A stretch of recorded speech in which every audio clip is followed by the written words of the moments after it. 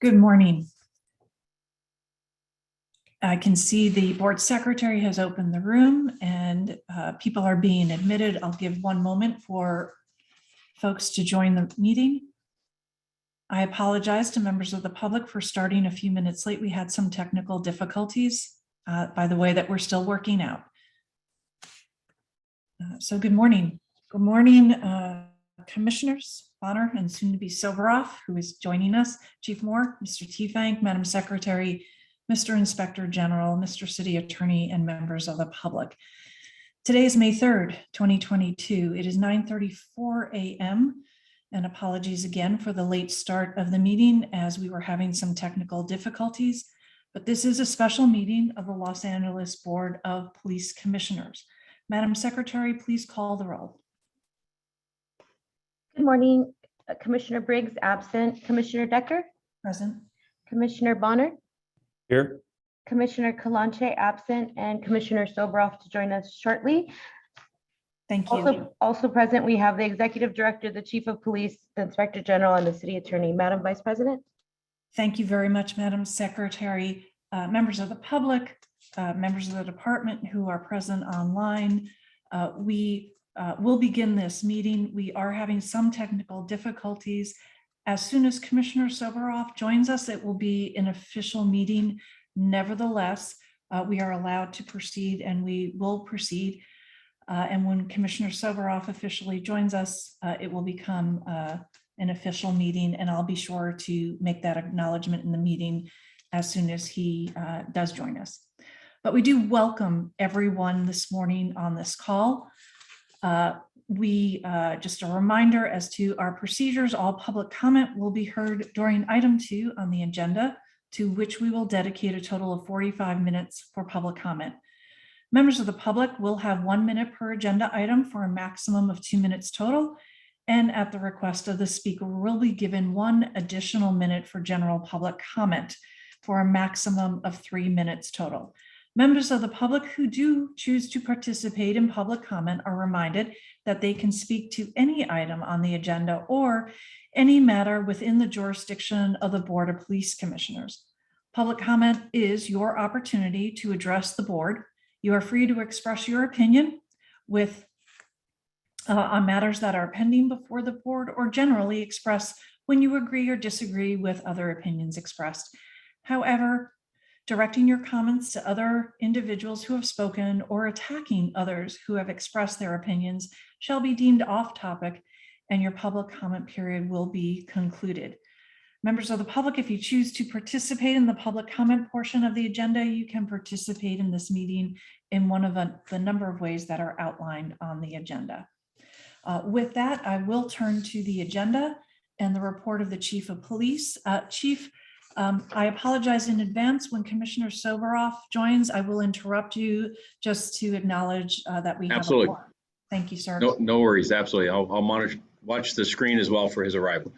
So good morning, Commissioner Decker, Commissioner Bonner, Mark Smith, the Inspector General, Mr. City Attorney, Board Secretary, Mr. Teefank. As I do each week, I'm going to report on our COVID update and vaccinations, as well as significant events, crime, and our personnel strength. Regarding our COVID-19 update, my last report was on the 19th of April, so my statistics as follows over the last 2 weeks. As of the 30th of April, we have 5,307 of our personnel that have had reported COVID-19 positive results. That's an increase of 32 individuals over that 2-week period. I will say that in that 2-week period, this last week was the largest increase. It was an increase, I believe, of about 12 the first week, and then it amplified to an additional number, 20 or so, for us to reach the total of 32.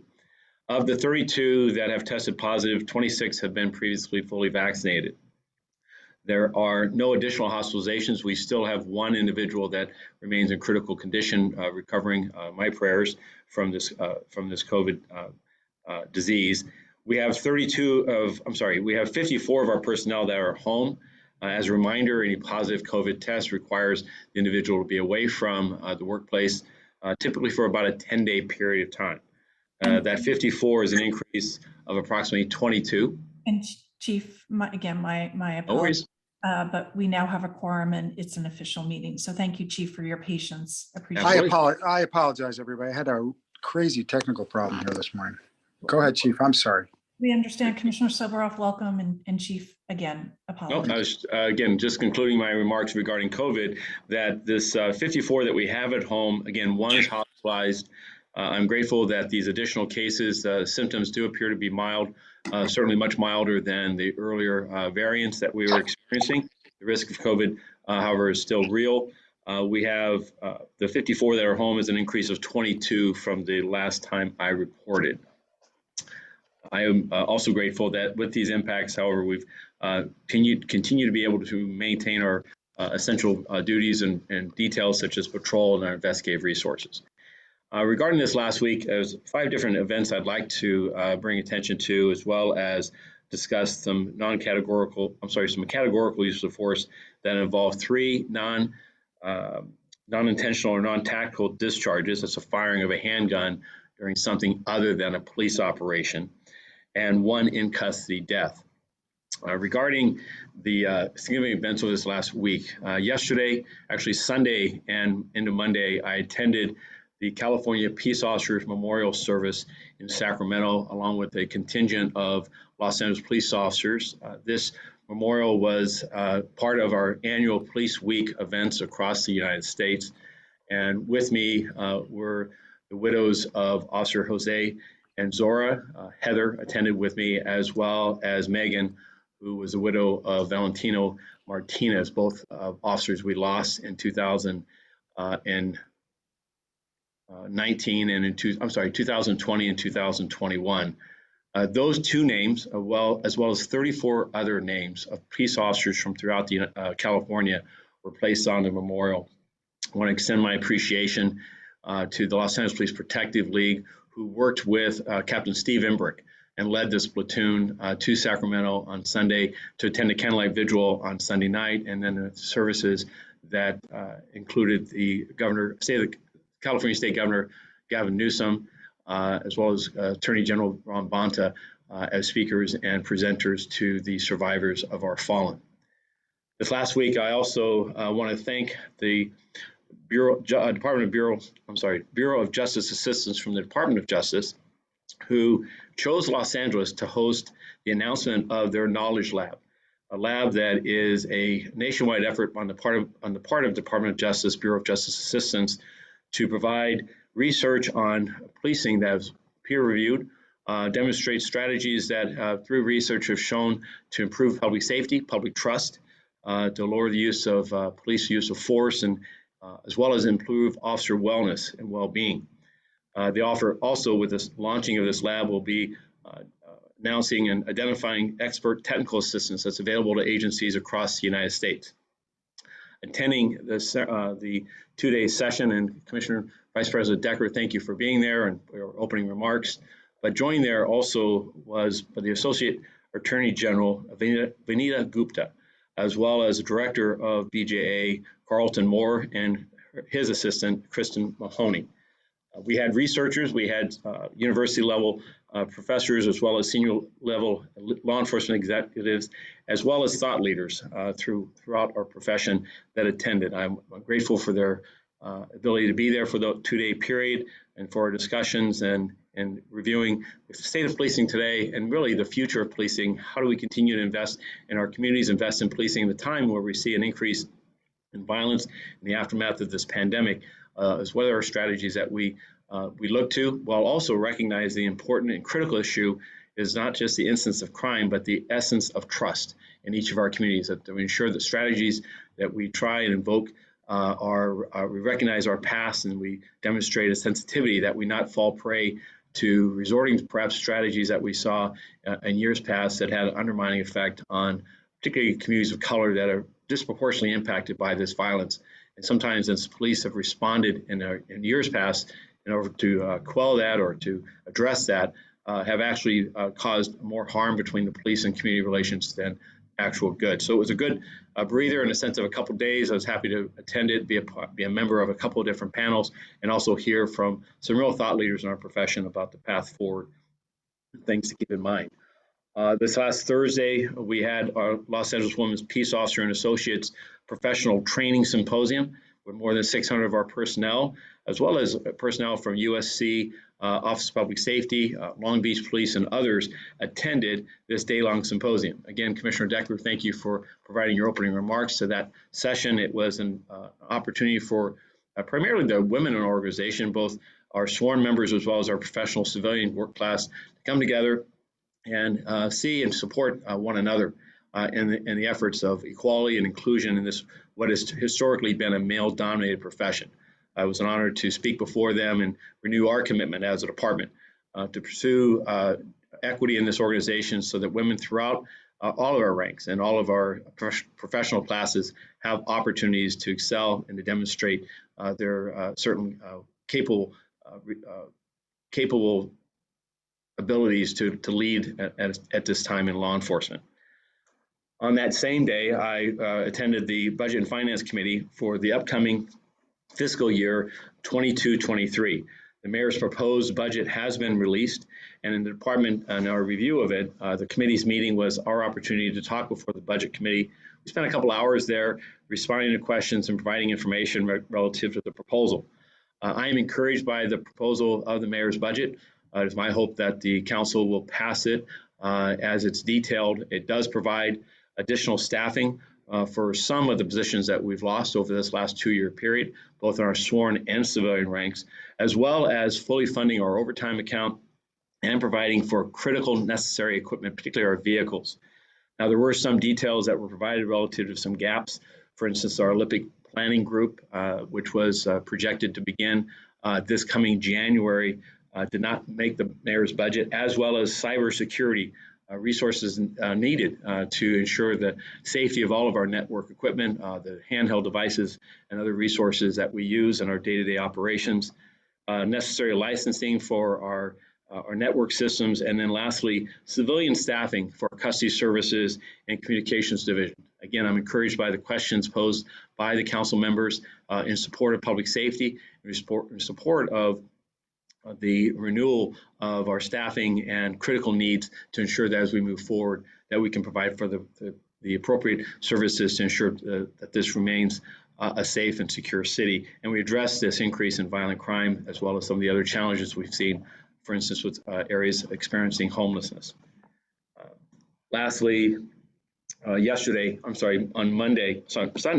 was our May Day celebration, as we see each year in the city. I want to thank Commander Al Neal, as well as the other men and women that came and worked in support of 3 organized marches that occurred primarily in the downtown area.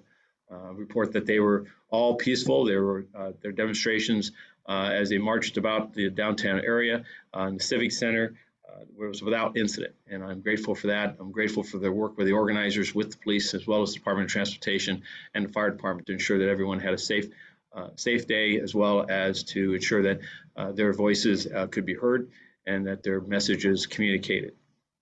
Lastly, regarding, as I do each week, any identification of a categorical investigation, we did have 3 non-tactical unintentional discharges. The 2 of them occurred outside the city and 1 occurred inside the city in an on-duty capacity.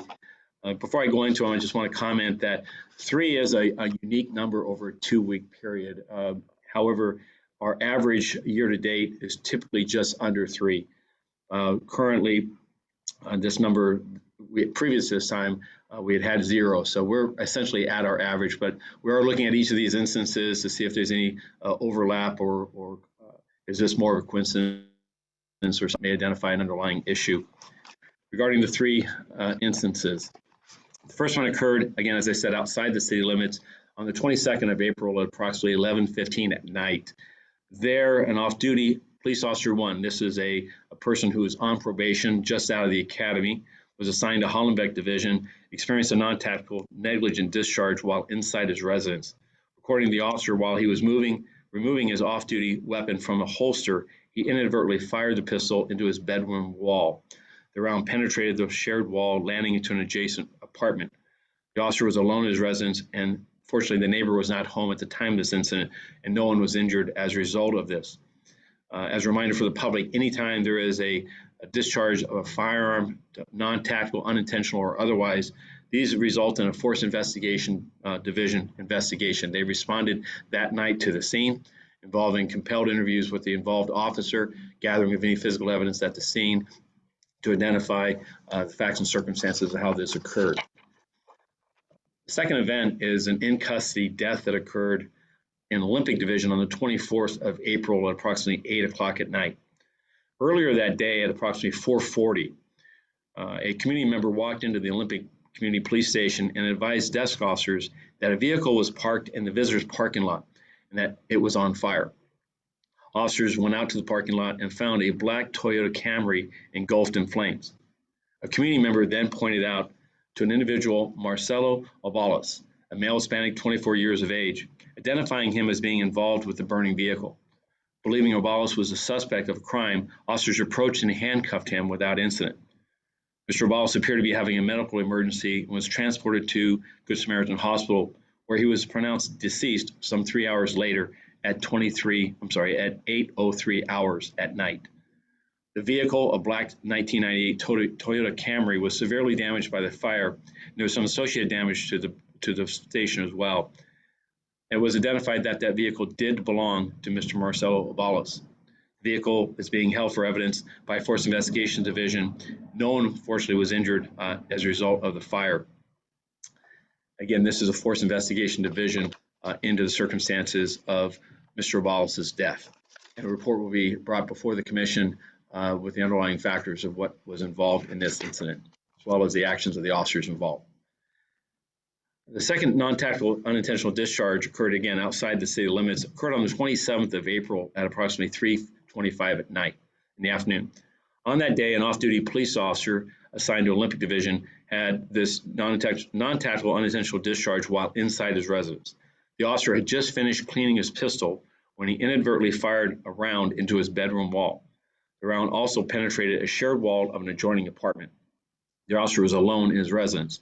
Although there were two individuals that were inside the neighboring apartment at the time of this incident, fortunately, neither one were injured. Force Investigation Division detectives did respond to the scene and are investigating this incident. Lastly, there was an unintentional discharge that occurred at the West Traffic Division in the Wilshire area on the 28th of April at approximately 6:23 in the morning. There, an on-duty motor officer assigned to the West Traffic Division was handling a co-worker's firearm and had a non-tactical unintentional discharge into the detective squad room. The round was directly discharged into the floor. No one was injured during the incident, and again, Force Investigation Division will investigate each of these.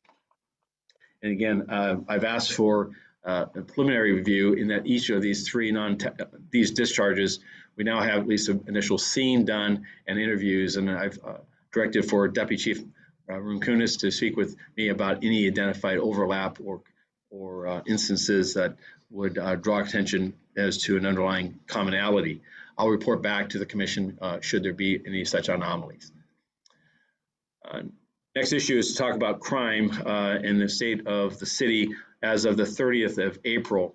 And for the first time this year, we went into the positive category on homicides.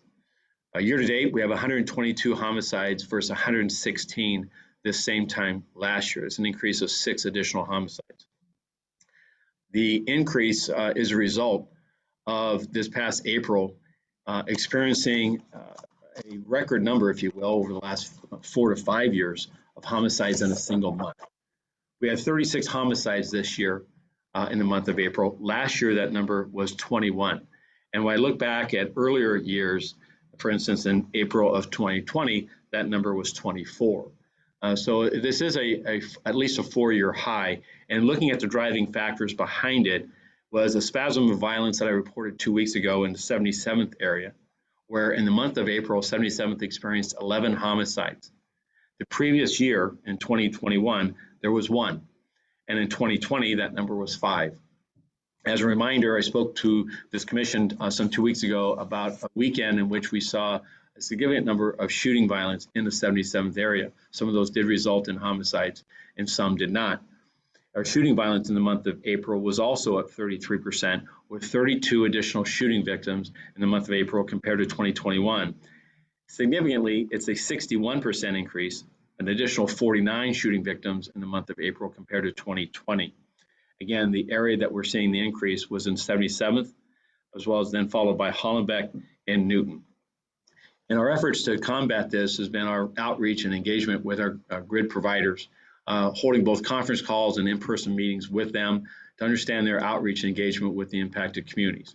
I am encouraged that they are making contact with a number of individuals that represent various street gangs in efforts to dispel rumors and myths, as well as to dispel tensions resulting many times from social media posts and other just low-level nonsense, if you will, but that spurs violence and spurs people to resort to this type of violence.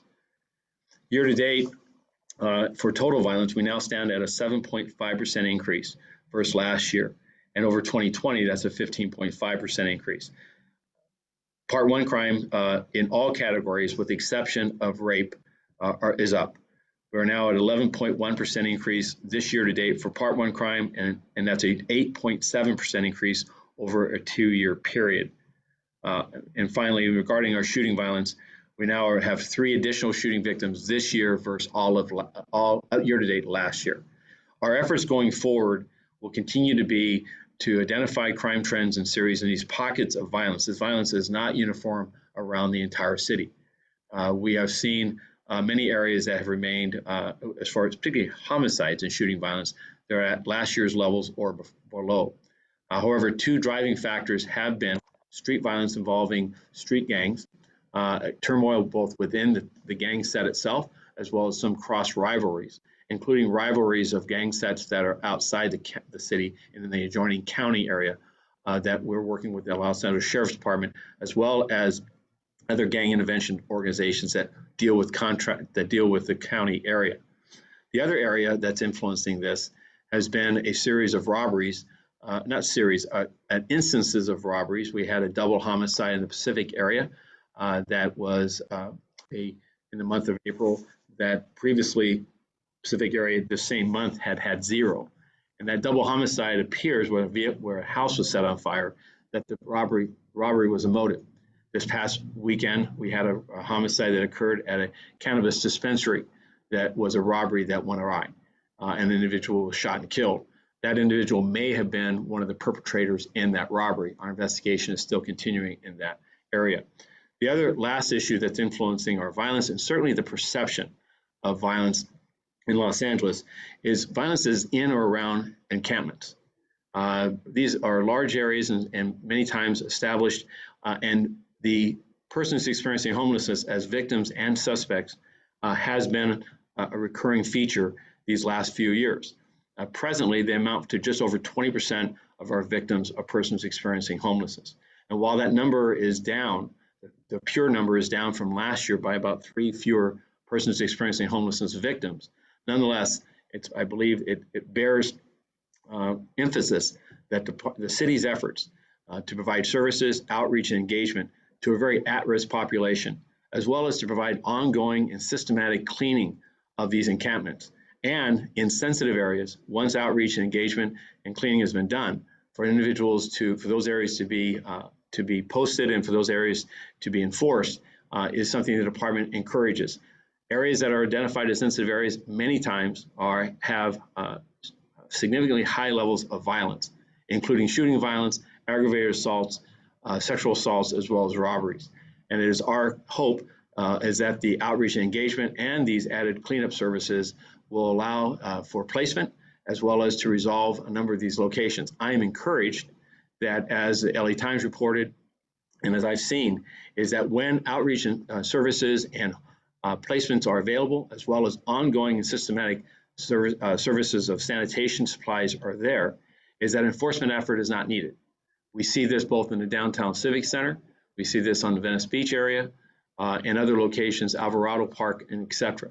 So while the point of today is that the impact that we see is gang violence, street violence, we do see some of these robberies impacting our rate of violent crime. But lastly, I do believe the solution not so much is enforcement, but is the area of ensuring services and outreach and engagement is bolstered. That includes, lastly, safe parking locations and involuntary storage, so that we can ensure that people have locations where storage of property can be maintained in these encampments, situations of encampments, and the perception of safety can improve.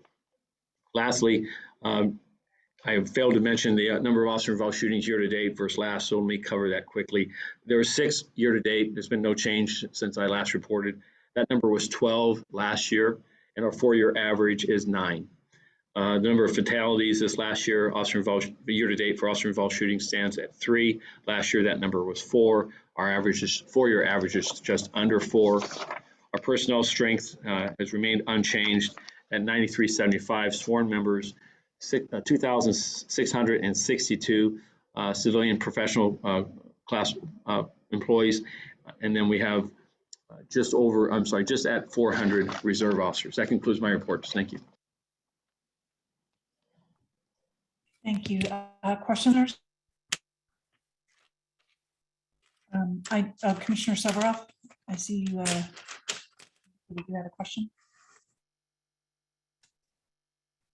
We'll give that a minute, Madam Secretary. Yeah, I've got There it. we go. There we go.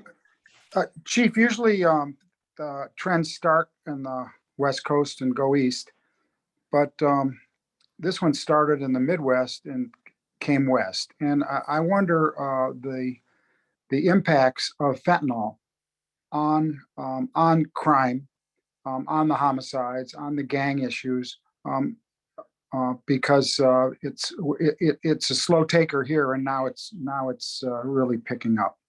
What are the grid or the gang enforcement people? Are they bringing that up at all, or no? Well, certainly fentanyl has become the manufactured drug of choice to essentially join in with heroin, cocaine, methamphetamines, and other drugs as an enhancer. So it's easily produced. It's very low cost to acquire, and it's an ample supply. So our seizures of that are significant. I don't have the numbers before me. Its influence in the drug trafficking is absolutely significant, and one that is responsible, in my view, for a number of overdose deaths, not only here in Los Angeles, but across the country. Our coroner's office is still gathering information. I've not seen a recent report on the number of drug overdoses, but I know that they're up. It's just a question of how much the percentages of them are. And we do believe that there's a direct connection to users not understanding the impurities in what they think is a particular type of drug, but it's the variations in concentrations and the practice of injecting or infusing fentanyl as a booster, if you will, to the underlying drug is real. Our arrests of those involved in trafficking of this narcotic is ongoing, and our seizures also, we see millions of dollars that are being trafficked and gathered. Greed is a common denominator of driver of this. And then lastly, violence that's associated with drug trafficking is real. The territories that are established, the distribution of this drug and other drugs is protected by street gangs as well as by the drug trade organizations. And the violence is both internal as well as innocent bystanders and others. So drugs are interwound into violence in America, and one that is not just an enforcement effort. We need to work on prevention and effective interdictions so that people do not lose their life to this. Thanks, Chief. Thank you. Commissioner Bonner, I see you had your mic open, sir. I did. Thank you very much. Chief, a couple of questions about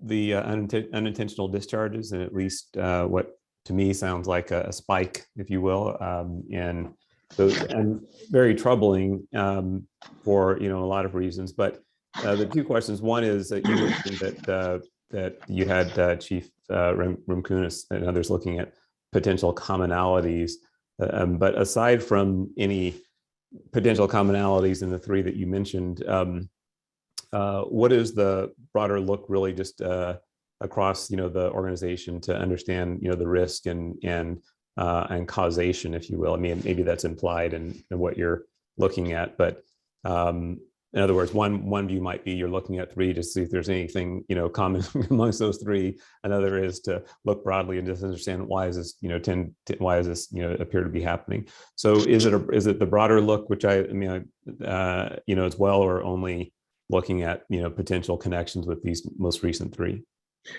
No, it's broader because and perhaps this is a coincidence of these 3 over this 2-week period. But I'm concerned. We saw a 72-hour brief on another matter. I believe it was a pursuit. Oh, actually, it was a pursuit. And it resulted in a hospitalization of the suspect after he crashed into a DWP truck.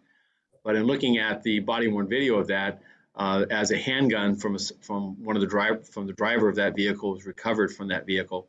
The body-worn video caused us concerns in our initial review because the handling, in my view, did not reflect the initial review did not reflect safe handling of a firearm.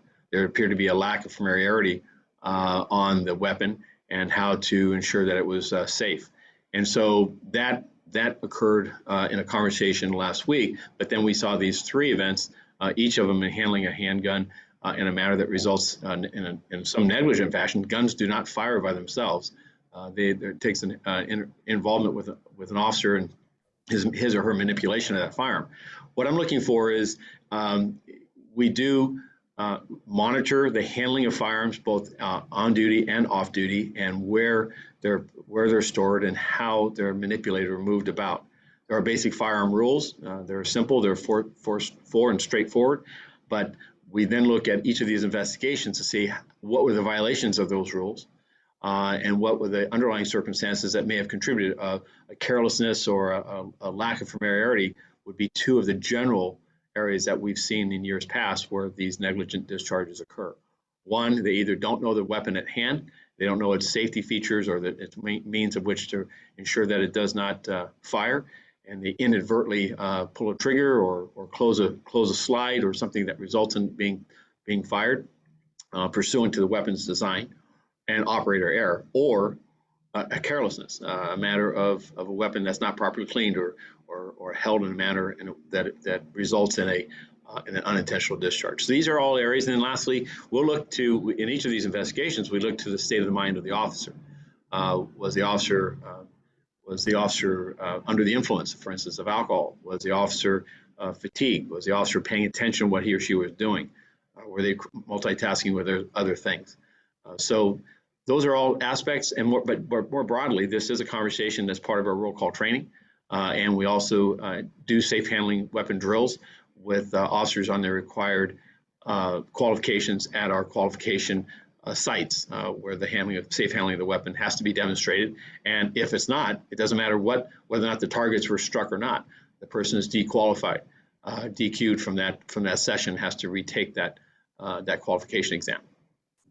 And thank you very much. The other question, related question, is what assurance is there that all of these incidents are in fact reported? So clearly it'd be difficult to imagine an on-duty unintentional discharge that wouldn't be detected and reported. But in these situations, and then you have these like the couple you mentioned where a round went through a wall and into someone else's residence or someone else's room. But if somebody's just in their garage, in their backyard, just in their home, and is negligent in their hand firearm, what safeguards are there to really give us some assurance that all those situations would be discovered? Well, it's largely a result of the consequences of should such an incident happen and the officer failed to identify it. We had that happen about a year and a half ago, and that officer is no longer a member of this organization. There was a delay in the reporting. The discharge of a firearm is not something that happens in a vacuum. At least there's evidence that's left behind. The discharge itself generally draws attention from those in the area. So our people are good people. We hire people with good backgrounds and solid character, and we bank on that and trust on them that should they make a mistake and make an error, negligence or otherwise, that they're going to step forward and they're going to identify that. And we also establish that in the instance in which they fail to do that, that the consequences are not just an admonishment or some type of penalty. It's generally going to result in their removal. So this is it's an integrity issue that has to be strict, in part because of your point, which is in the absence of the officer taking that action, or the absence of an officer in an environment where others call or bring attention to it because they see and they believe a firearm was discharged. In the absence of that, it goes undiscovered, and that should not be the case. And for the public's trust, must know that this is a non-negotiable expectation. And again, I believe that the instances of a person having a negligent, unintentional discharge and failing to report it are isolated and few. That the instances which we're seeing here out of a workforce of 9,000 plus individuals all carrying firearms in their day-to-day movements, that these are a rarity, and that when they happen that we look into them. This is an attribute of the aftermath of the consent decree, about the tenor of the investigation, the amount of detail that we go into, including the interviews and the expansiveness as far as the on-scene investigation to identify on and off duty what was the facts and circumstances. Well, I just ask you, as you appreciate that, and as you complete the review that you mentioned, if you could just look a little broadly to come back and put this into context for us in terms of I don't know how many of these on average happen every year. I don't know what the 4 or 5 year average might be, whatever that case may be. But it'd be, I think, a good for us to understand, to put this in more perspective, is really to understand the risk. Yeah. So, and just quickly, because generally this will result in someone else asking a member of the media otherwise what those numbers are. In 2018, we had 4 unintentional discharges. In 2019, we had 11. In 2020, we had 5. And in 2021, I'm showing 8. So we look at those each year. These are part of our annual 2000, it was included in our 2021 use of force report, as well as the underlying facts and circumstances that are known to us as a result of that. Safe handling of the weapon system for unintentional discharges. The most recent area that we've focused on has been patrol rifles. But this is, again, these 3 that happened in close proximity to one another, draws my attention, and we'll look to, again, to see if there's something else that is emerging here. Yeah, I appreciate that, because I think, just if I was doing the quick math, be almost 30 or just north of 30 if you're counting the 3 this year. So to me, that's a lot for this kind of activity. So just again, appreciate the careful attention to it so that we can understand not only the degree of risk we may have, but what else can be done to make sure that it's reduced further. Thank you. Absolutely. Thank you, Commissioner Bonner. Chief, just a few items and some follow-up. I join in the concern, Commissioner Bonner, and you have expressed just regarding these 3 that they have drawn the attention to this issue. And I would ask that you have, we request Chief Rankunis to come to the use of force subcommittee when he's completed his review, so that we can see the scope of the review and understand better any trends and the scope of the review that he's conducted. So thank you, Chief. Absolutely. 2 questions, other areas from your report. One would be on cybersecurity and the other on the crime trend and GRID. Throughout the pandemic, you did talk to us about GRID and the impact the pandemic had on their services and providing services to the public, whether they could go, out visiting communities, to hospitals, et cetera, and their ability to engage the community in a lot of different locations was obviously severely impaired. I wonder if you could give a brief overview of where GRID stands now, as hopefully the pandemic is, right. We keep hoping we've reached the end or close to the end, but where are they now in terms of being Sure. able to provide services?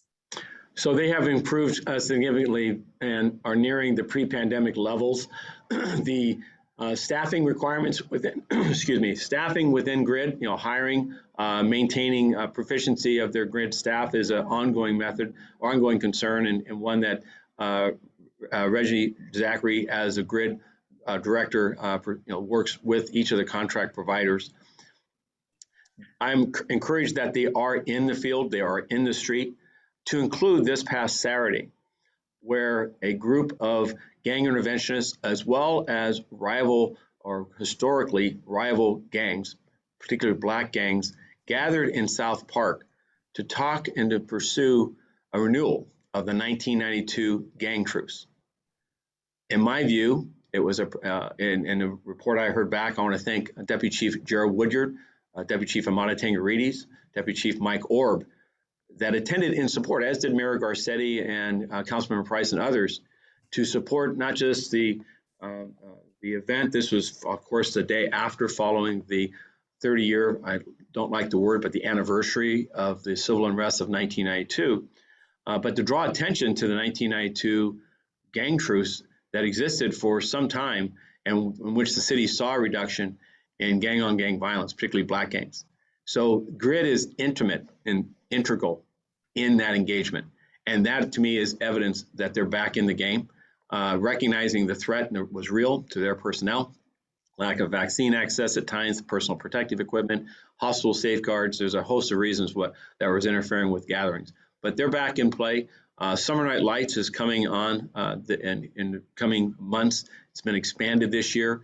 We expect and we'll see GRID providers involved in that outreach and engagement to help communities recover from this pandemic and restore a sense of normalcy and improve the level of civility that we see in our communities.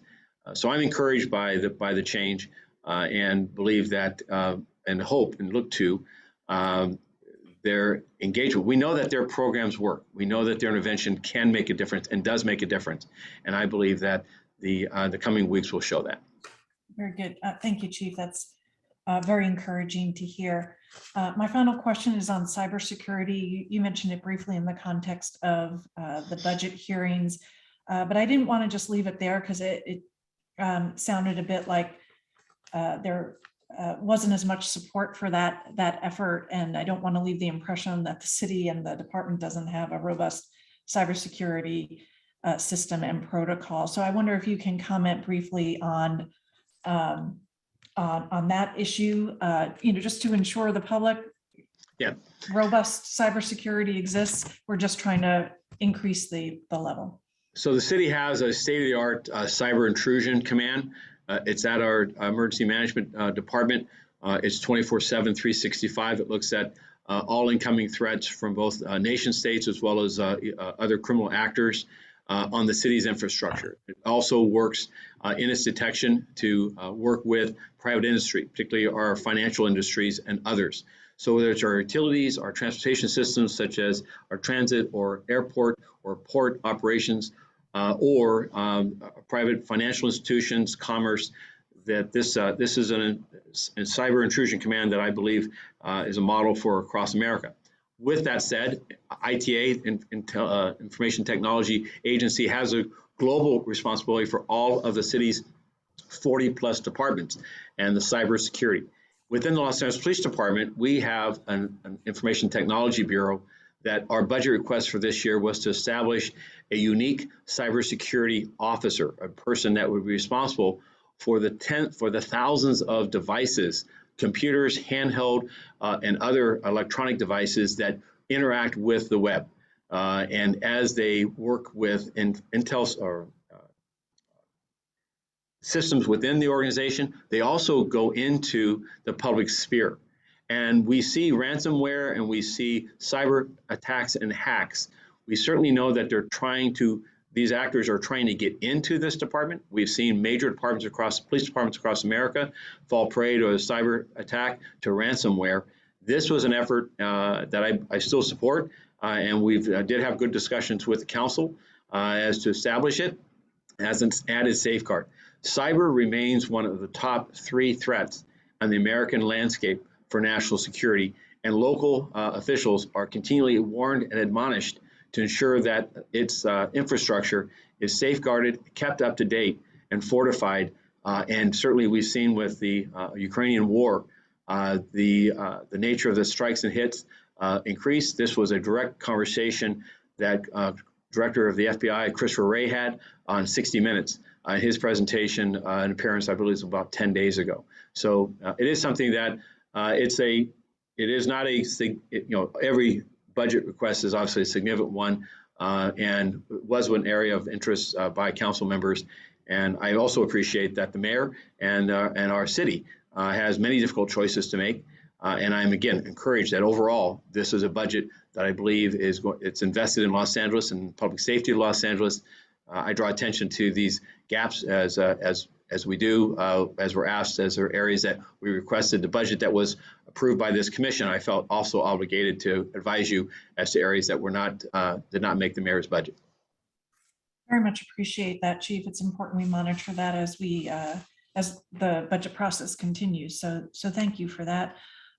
Very well, Madam Secretary, let's proceed to public comment, and please open the queue. Thank you. Okay, our first speaker is caller ending 3146.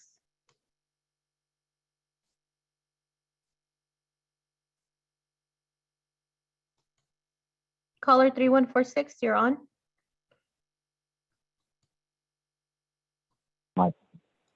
My apology. Thank you, Jonathan Foster. What items would you like to speak on? Public comment, chief report, MOUs, things Okay, like that. 3 minutes. It's very ironic that Eileen's using leading the commission today. Was going to speak on that. There was several meetings ago where all of a sudden there was a Zoom glitch. Nobody knew where they were. Eileen was the only one that knew where the meeting was. Moving on, I viewed several past meetings, large ones, with a large number of people tallied the total time of the speakers, with the podium exchange included. And the average only totaled an hour and 15 minutes. And most of the time it was the same 5 speakers every time. And that is not a representation of the 4 million people in Los Angeles. Now, back to the MOUs. These MOUs are inflaming and produces the racism, the unaccountability that has been spoken of here. That's partly where it comes from. It's pretty broad. The training handbook protocol does not line up with the law governing the MOUs. And Eileen was talking about having, to look at that. There needs to be a complete audit back in 1971 or 3. And all these chiefs went along with it, right? When it came to the commission, the chief went along with it. Then it went to a de novo, and then it got changed with the MOU or a rights board, and they all changed. Bratton, Beck, Moore, Sancho, Tina, going backwards. Lewis, Willie Williams, Gates, Ed Davis. This came in under Ed Davis, and there needs to be a complete audit of the MOUs, the MOUs. So let's move on. Are you guys still training with the Israelis? Because they have machine guns on the streets of Jerusalem. Did Jones, he went into the Burlington with a military rifle. Is that where that choice came from? Training with This is not on Israelis? topic. Please get back on topic. No, they train with Israelis, and so they must stop training with Israelis. It's against church and state. There's a New York City officer. He shot a kid on the ground. That's like Rosario Mack. He got fired and is under trial. Why isn't this happening with every police department? So you've got some major, major problems. You know, the black smash and grab jewelry, black stabbing the innocent girl, black Asian hate. They said to the Rodney King there were 3,200 Asian businesses destroyed, black driveway robberies and murders, black one punch to the face murder and hate. This is not helping the black voice. I don't think so. I don't think it's helping. So it would be great to see some change in some of that interaction. It would. I think that would help that voice if they would stop doing some of that activity. I think many people would believe on them a little. Okay, thank you. Next, we have Jason Reedy. All of them, Becky. Okay, 3 minutes. So I'll start with the chief's report on in-custody deaths. So far this year, there have been 3, most since 2019, and puts you on pace to best the 7 you had in 2018. Notice how Moore didn't use the 4-year average today, since it would reveal a huge uptick in in-custody deaths. Moving on to the 3 non-tactical and unintentional discharges within 6 days, not a 2-week period like Mumbling Mike said. The one on April 22nd, this off-duty pig right out of your esteemed academy inadvertently fired his pistol into his wall. The round penetrated the shared wall, landing in the adjoining apartment. Are we treating his bullet like a plane? Thank God the neighbor wasn't home at the time of the incident, but how can someone y'all hold in the highest regard be so careless with a firearm? These are the same pigs Soboroff and Moore want to help subsidize their housing. April 27th, off-duty pig inside his residence cleaning his pistol discharges a shot. Why should this pig still handle firearms if he can't even clean his pistol? This is negligence, not fatigue or the result of multitasking. Think about the harm caused to the two individuals in the neighboring apartment. All that money for training and your pigs still can't even clean their pistols. April 28th, on-duty pig handling a co-worker's firearm. Boom, shot fired. They are so trigger happy, they literally can't help but pull the trigger. Disgusting. 3A, why can't the public see the personal expense statement from Chief Moore for his visit to Harvard University? $1,257 when this guy is already pilfering the public purse by getting his pension and the chief's pay. This man's raking in cash and has the nerve to have us, the taxpayers, foot his bill. Let's see here. City Council resumes in-person meetings this Wednesday, double-decker and the rest of this dishonorable commission.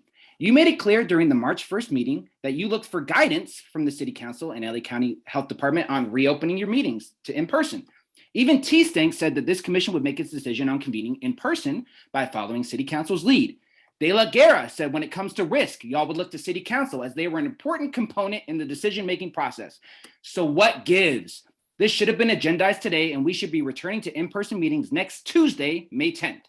You wouldn't have to deal with technical difficulties or late starts if you resumed in-person meetings. What excuse would you like to give now on why you don't want to meet in person? Bonner, you were the only one to push on this last time there was a discussion. You claim to be the citizens' voice in police matters, but won't open up the meetings to face those citizens. Y'all took off last week. This week, Kalanche and Briggs are out. You are truly pathetic. You won't be able to hide much longer. I want to say I'm a black man, or what the LAPD's analysis would label me as, a suspect. Wanted to say that there's a long history of the use of crime data and racial statistics by white society and institutions to link negative stereotypes to black people. This same so-called quote unquote data-driven analysis used by institutions today, including the LAPD, to justify racialized violence. We reject this summary in the report of the 2021 annual use of force report. Fuck y'all. As usual. Okay, thank you. Next, we have Steve Rogers.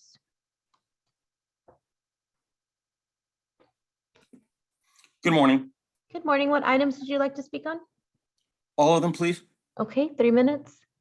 The United States of America is a constitutional republic. We're all children of God and all lives matter.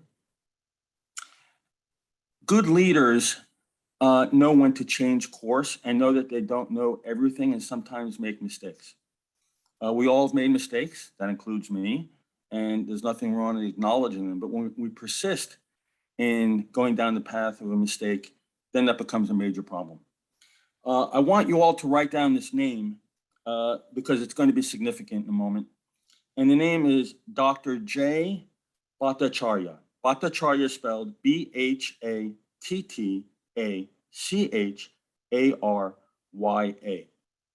He's a professor of medicine at Stanford University and the director of Stanford's Center for Demography and Economics of Health and Aging. He was on the Steve Hilton program on Fox News Channel this weekend, along with LAPD officer Michael McMahon, who's been suspended since November 3rd. If you didn't see it, and probably many of you did not, I highly recommend that you take a look at the program. In the chief's own report on COVID-19, we've had 32 officers in the last 2 weeks come down with COVID-19, but 26 of them are fully vaccinated. And I'm not sure about the others, maybe they're partially vaccinated. But I've read into the record on this meeting, the law regarding this. And what I'm asking for is for the chief and the police commission to be magnanimous and show mercy to Michael McMahon and any other officer who has been disciplined or has suffered because of the vaccine mandate. Mandates are un-American. I've gone over this before. It's time to change course. There isn't much time for the people here, including you, chief. Our mayor will be gone. There'll be a new chief. There'll be probably maybe new police commissioners. But what will be your legacy? You can change the morale problem around if you show mercy and be magnanimous We need more police officers. I noticed the chief didn't mention our personnel strength, but it's going down. The crime is going up. Okay, the system is imploding. Criminal justice, or more likely injustice, is occurring. Crime, and we're just talking about reported crime here. How much crime is not reported because the people have given up on the LAPD because calling them is futile? What is the response time for non-coded calls? What actually is the satisfaction level of the city of Los Angeles, the citizens? That would be a good thing to measure if we could measure that. I don't see a clock on here, so I'm not sure how much time I have left. It would be nice to have that. But the chief also mentioned, so Chief, show mercy to Mike McMahon, who, by the way, is a hero cop who talked a mentally ill person or person with emotional disorder. Okay, thank you. Next, we have caller ending 4952.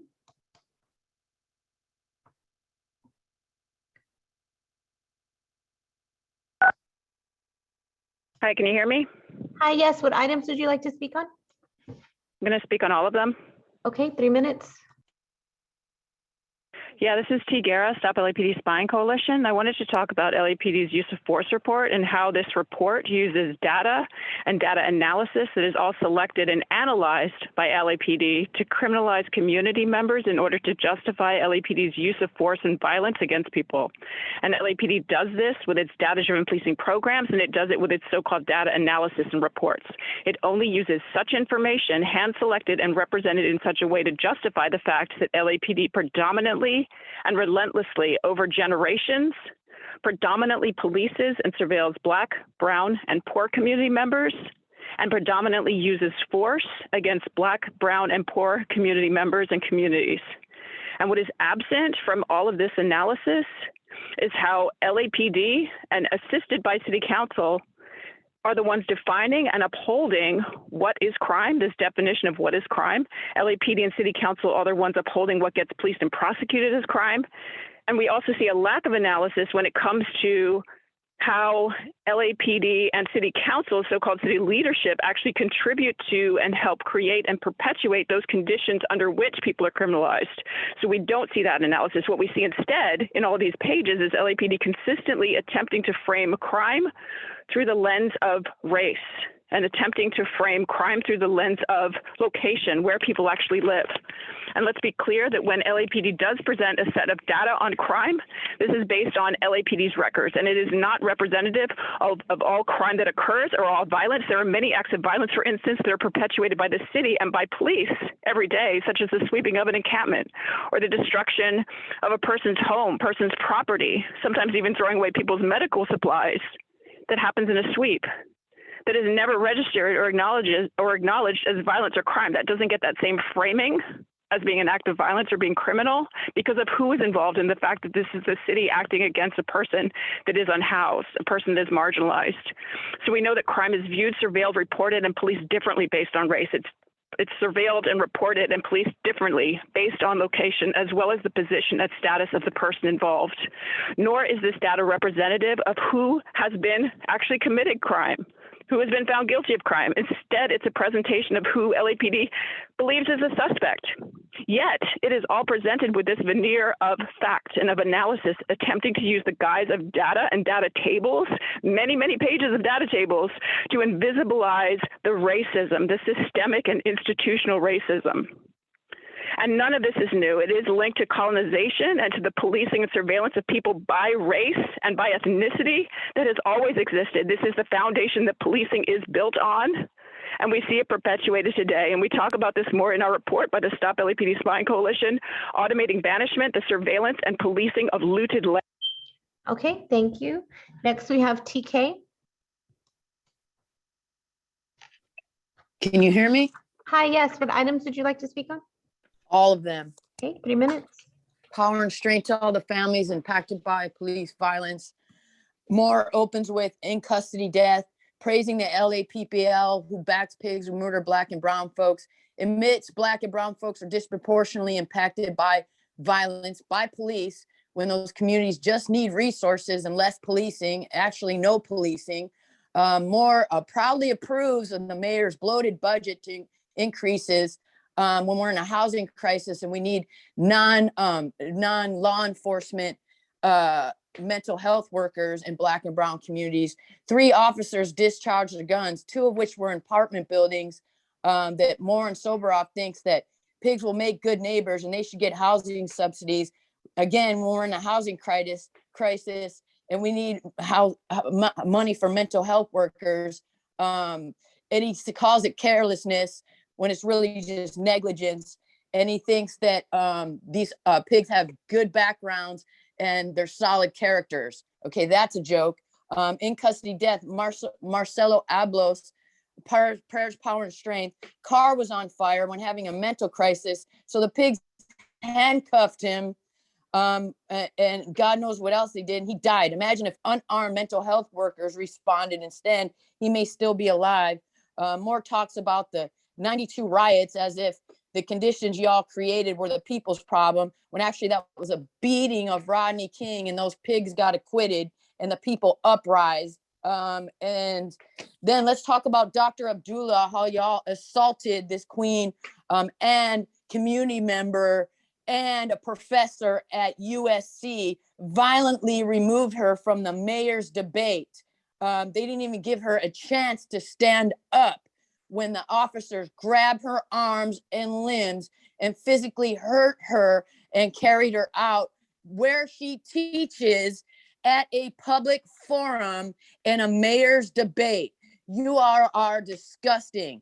As the last caller said, this is a continuation of colonization. When is this evil gonna end? Y'all keep exposing your evil. I mean, if you give people a long enough rope, eventually, they're gonna hang themselves. And Moore just keeps talking. You keep digging yourself a deeper hole. You need to resign. You should be fired. This commission's a disgrace and a freaking sham. Y'all are evil. Y'all should lose your job. And police do not keep us safe. They need to be abolished. Resources that keep us safe.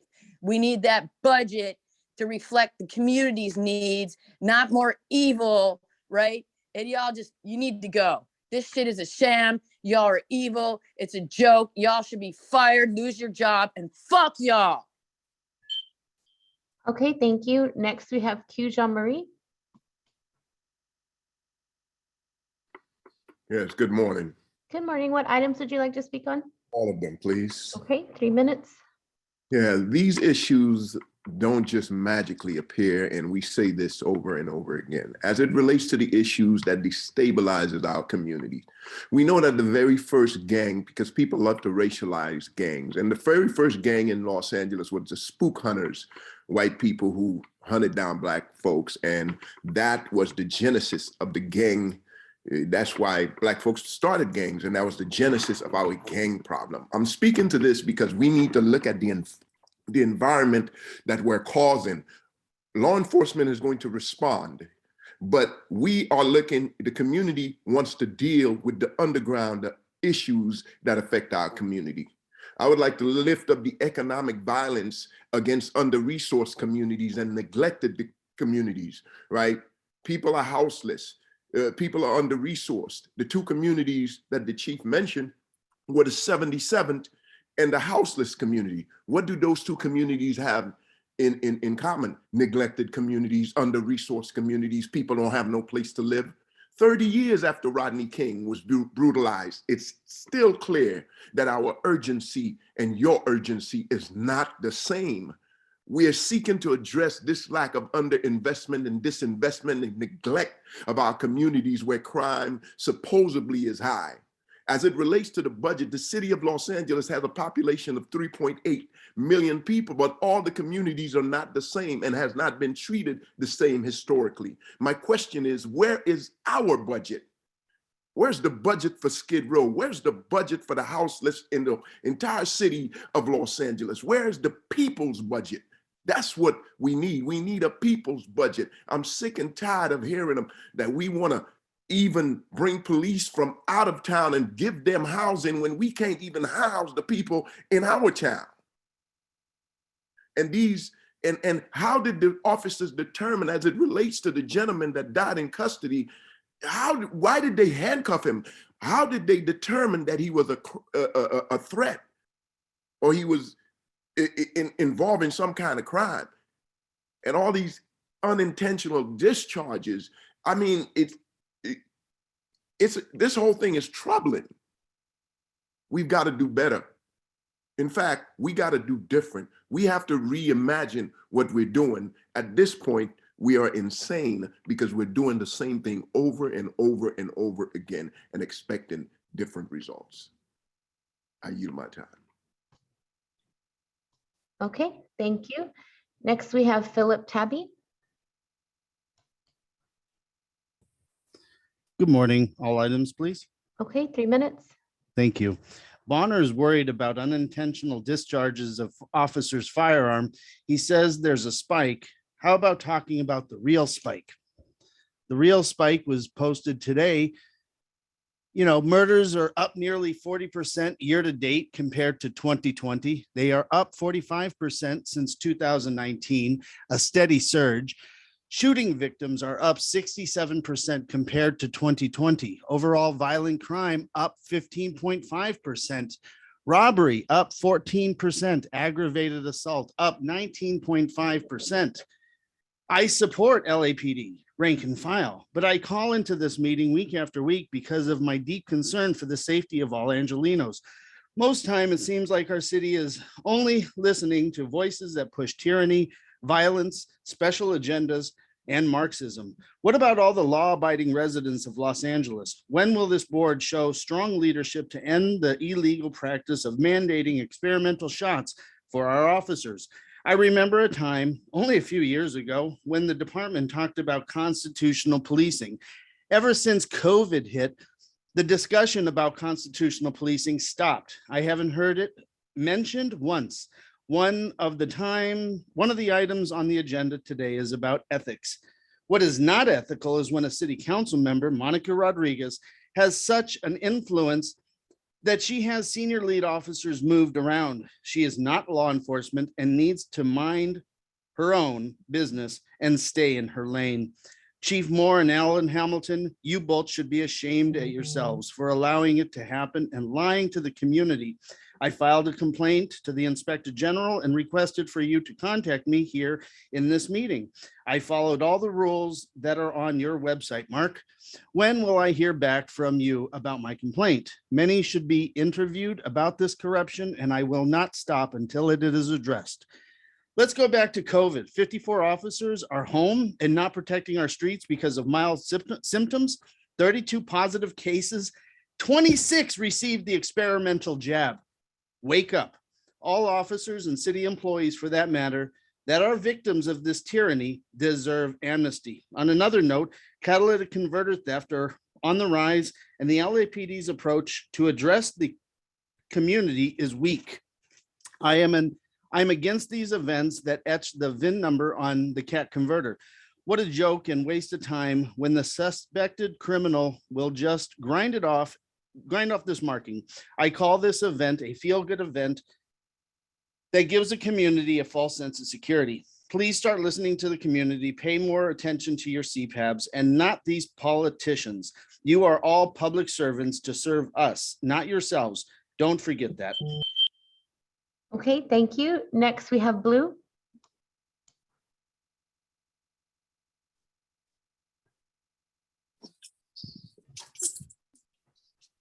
Good morning. Can you hear me? Morning, yes. What items would you like to speak on? The chief's report, please, and public comment. Okay, 2 minutes. First, I want to start off by saying, false narratives and false information is always dangerous for our police officers as well as the community.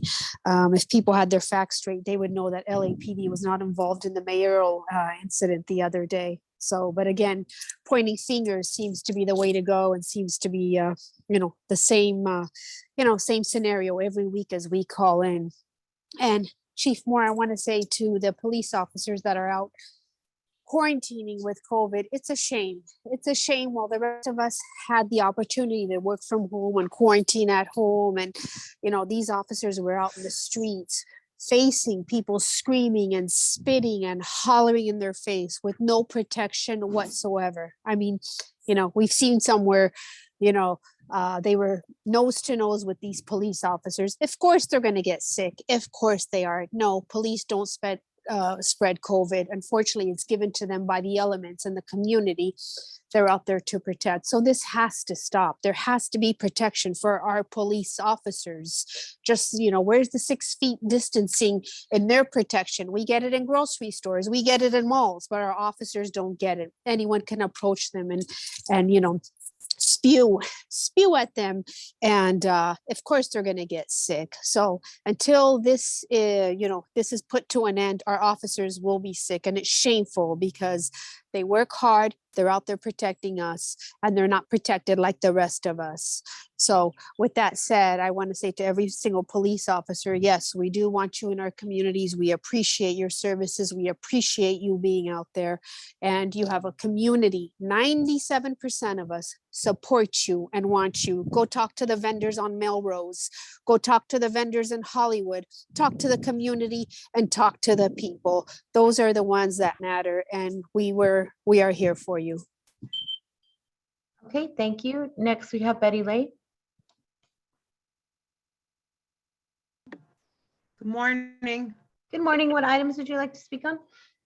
Chief's report, a couple of the agenda items and public comment, please. Okay, 3 minutes. Okay, first, I appreciate the chief's report. I support all of LAPD. We desperately need to get rid of this bluestone. This isn't fair. Officers don't need to be punished being at home, getting terminated. We need every one of them.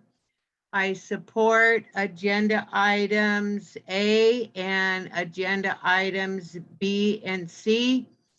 And I also want to add that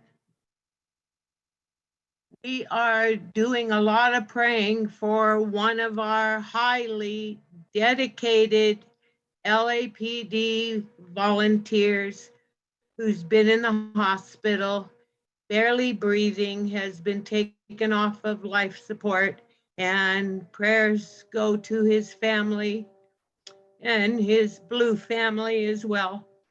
Thank you, and I yield the rest of my time. Okay, thank you. Next, we have Michelle Ross.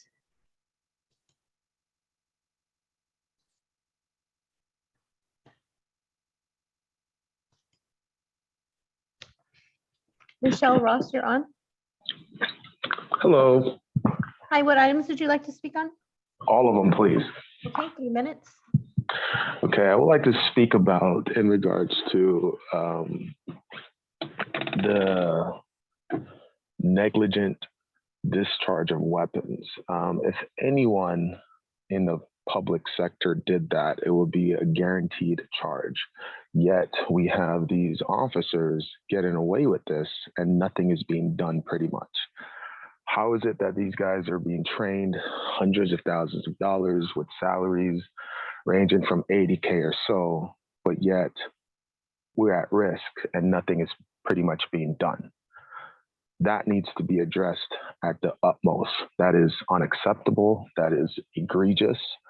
And once again, anyone in the public sector that does that, even accidentally, will be charged. Another thing I'd like to speak about is the vaccine mandates. Why is it that the people that are there to protect us have such an issue with the science, which we know that vaccines keep us all safe? And yet, the rules are for us, we the public, but not for them. From everything, if you look at it, it's just egregious, it's unacceptable, it keeps happening no matter how much we the people cry, complain, talk about the facts, bring it to light, nothing is done. We're officially in a police state where our First Amendment rights, as you can see with Melina, it's obsolete. Our Second Amendment rights is completely taken away and only given to the elite. And I could carry on and I could carry on. I could go on and highlight all these facts, yet nothing will be done. I just want to talk about that. This is not the America that we should be in, where we're obviously in a police state where they could do pretty much anything. And yet we as law-abiding citizens, we have to be more than perfect.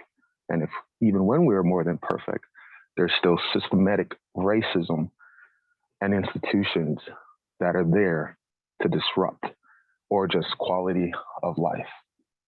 I'm very saddened as a law-abiding citizen to know that this is the trajectory that America is going. And it's very sad. It's just truly sad.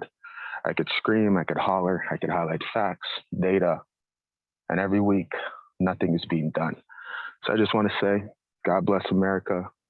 Hopefully change comes, and hopefully we vote out all these snakes.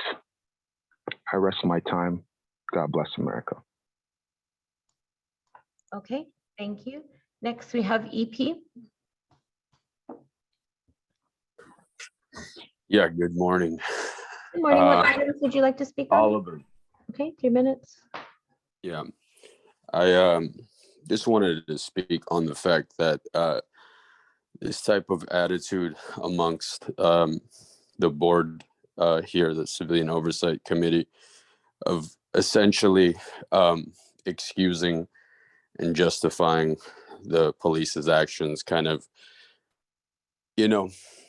putting out this cops will be cops or boys will be boys attitude is why nothing changes, nothing improves, and things will continue to get worse until we finally address again, and I'll keep saying this, the root of the problem.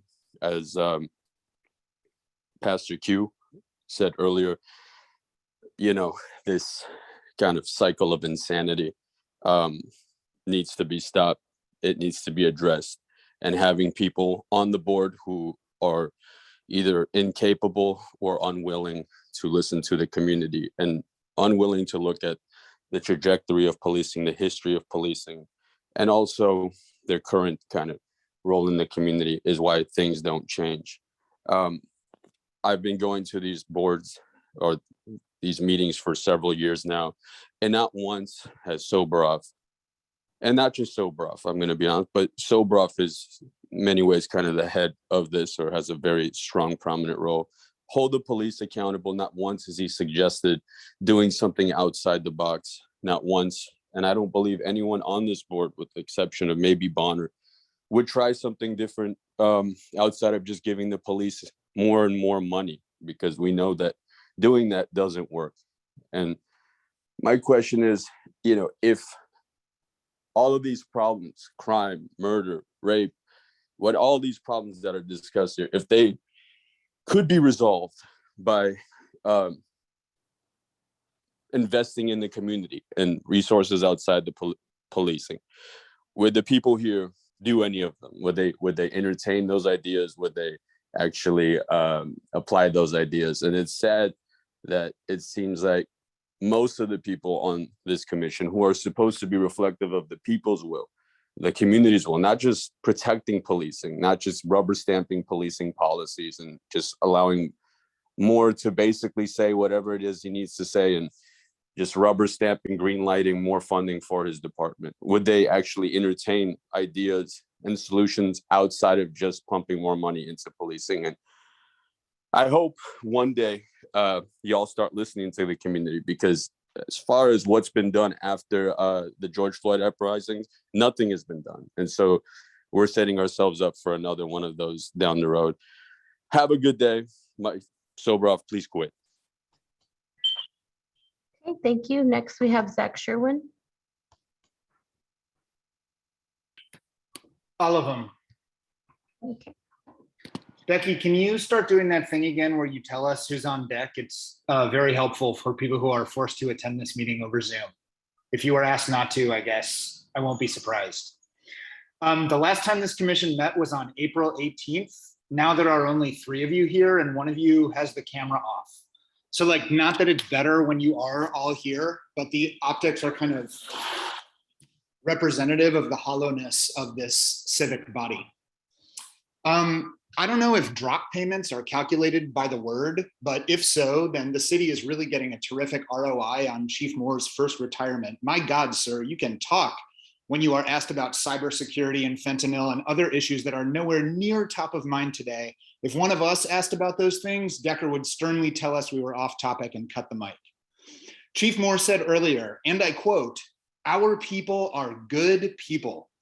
And I'm just wondering if that includes the people who delay providing medical aid after shooting people, as the LA Times reported on April 5th, and whether that, quote, good people bucket includes the officer who killed 14-year-old Valentina Orellana Peralta in that Burlington dressing room, the cops who blew up the fireworks truck and caused so much damage and chaos that's still unresolved. Are they kind of included in that good people category? What about the officers who use projectiles on people who were partying after the Super Bowl? What about these officers who refuse to get vaccinated? Oh, and what about the officers who attacked the Capitol on January 6th?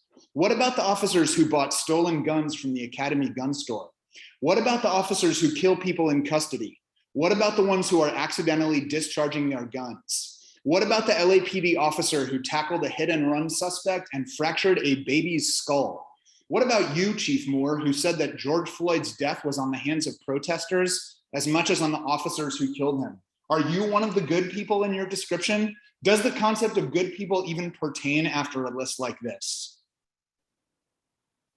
The use of force report, as we say every year, is you guys using just a veneer of legitimacy and data and bureaucracy to cover up what we're actually talking about, which is cops criminalizing and hurting and killing people, and specifically Black and brown and poor people. You proud of the work you're doing here, commissioners?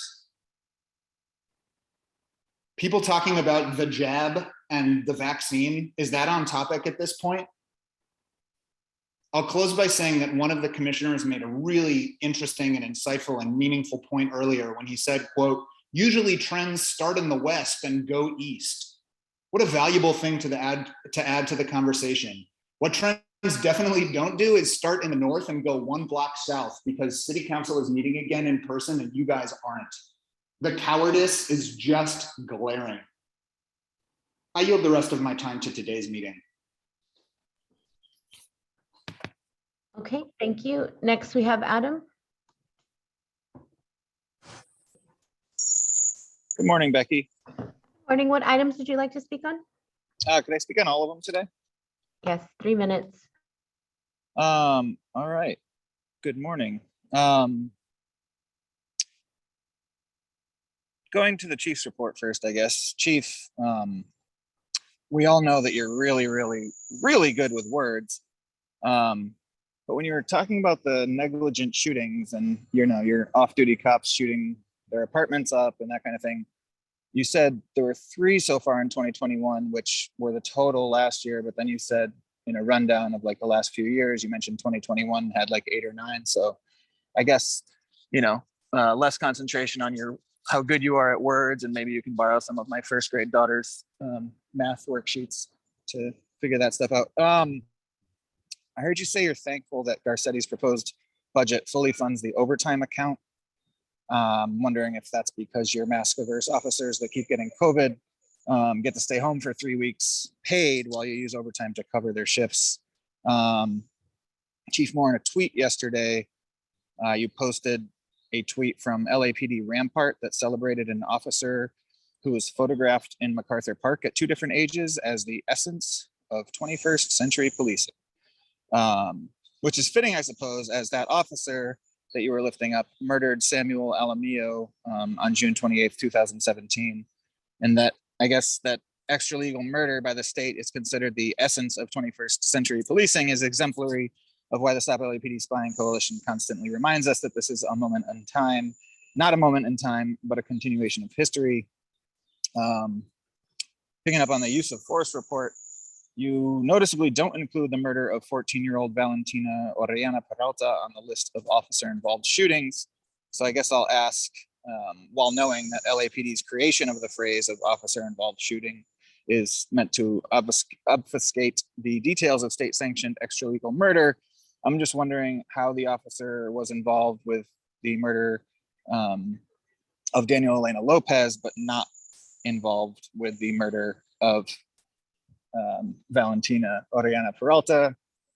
And lastly, I saw the NBC story from Lester Holt on the new virtual reality machinery that you all got. That's really exciting. Glad that no one on this board has any connection with the NBC news department. But I'm wondering, like, that came through a $1.5 million donation from the Los Angeles Police Foundation, wondering how that was funded, if Steve Soboroff helped facilitate that, who actually funded that $1.5 million. And also wondering if Rick Caruso is still funding things through his foundation, because we do know that his foundation funds Operation Progress, which is part of CSP. Fuck off. Okay, thank you. Next, we have Dora.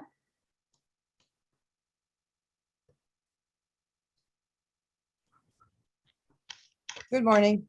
Good morning. What items would you like to speak on? All available items, please. Okay, 3 minutes. Okay, listening today, I'm going to go a little off script. There's a lot that's being talked about, but I just want to stress that the LAPD is the most diverse, even-handed, well-trained, professional police force in the United States. I applaud the individual officers for their work in keeping us safe. Are they perfect? No. That's why this commission exists, to correct what goes wrong as best as they can. Many officers are just heroes. And often on a daily basis, they're helping us keep us safe, and their heroic acts are not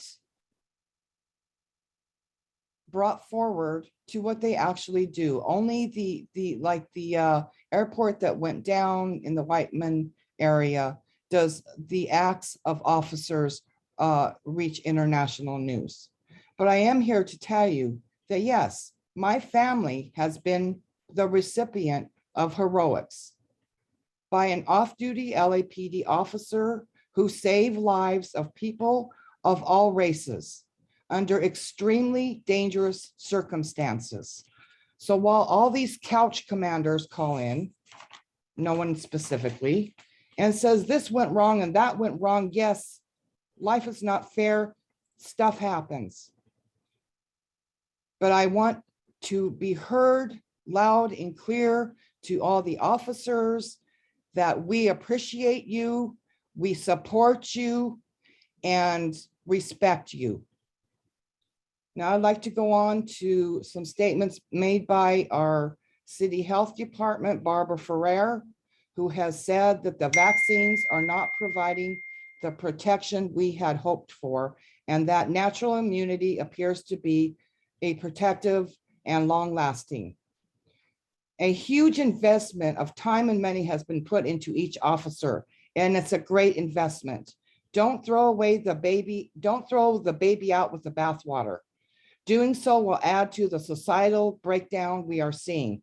The crime stats clearly show our most vulnerable communities are bearing the brunt of unbridled criminality. Other large cities across the US are acknowledging their errors and their ways and are scrambling to bring back law and order and some semblance of safety. Los Angeles is not safe now. My question and challenge to all of you on this commissioners is, when are you going to unbend your knee, stand up? Okay, thank you. Madam Secretary, the next speaker is our last. Thank you. Okay, our next speaker is Josie. Hi, good morning. My name is Josie Serrati. Can you hear me? Good morning. Yes, what items would you like to speak on? Public comment? Okay, 1 minute. Thank you. I just want to say the LAPD is the greater force that keeps us safe. There's no other entity in the world that does their job, that goes out to the streets to protect us. No one can do the job that they do, and I'm in favor of everything positive that the police department needs. Also, I just wanted to ask Chief Morris, I'm still waiting for his response as to why was Officer Contreras removed from CD7. And I wanted to ask if he followed the proper protocol to remove them from CD7.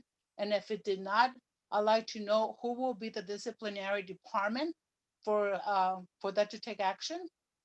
And did he receive any favors from Monica Rodriguez? Or can I remove Monica Rodriguez from CD7? Just myself by a phone call? Okay, thank you. Thank you. That concludes public comment. Now let's proceed to the agenda. Item 3A, consent items. Does any member of the commission have questions on item 3A? Seeing no hands, I'll move the matter forward to approve the department's report. Is there a second? Second. Second, all in favor, please. Aye. Aye. Aye. Very good. Passes. We'll move then to the regular agenda items. Item 4A, which was continued from April 12th. I believe we have Chief Choi, Captain Scott, continuation of the verbal presentation discussion relative to the use of force report. Madam Secretary, if you could bring the speakers forward.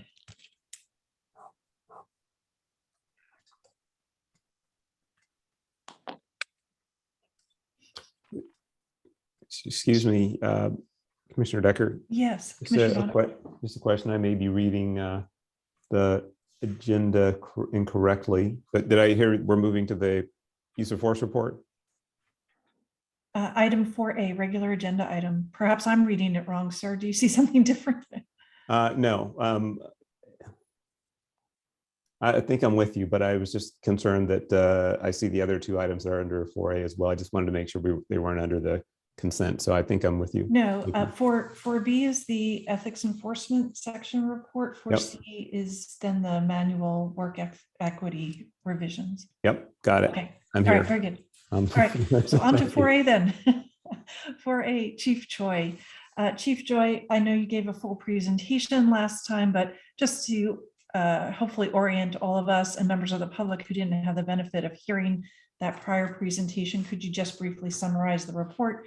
And then commissioners, I'll open it up to further questioning. Absolutely. Good morning, commissioners. Good morning, Chief.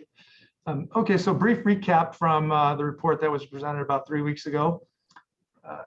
LAPD had approximately 1.3 million documented public contacts last year, and 3.5% of those documented contacts resulted in an arrest, and about 0.17% resulted in a use of force. There were a total of 64 categorical uses of force in 2021 versus 52 in 2020, and that represented about a 23% increase overall. And the most significant area that increased in these categorical use of forces were officer-involved shootings. We had a total of 37 officer-involved shootings in 2021 versus 27 in 2020, which was an increase of 10 incidents or 37%. In 2021, we also saw a significant increase in the number of firearms recovered by our officers.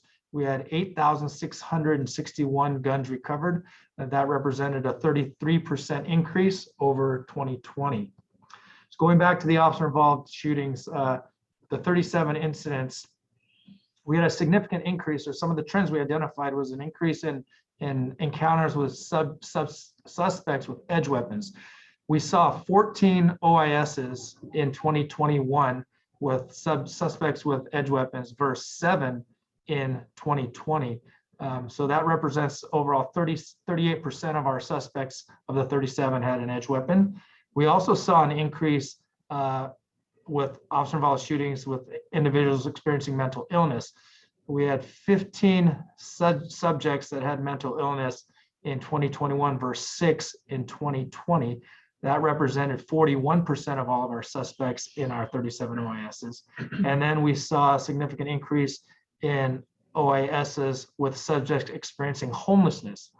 So we had 10 in 2021, 0 in 2020, and those 10 represent 27% of our suspects involved in our 37 OISs.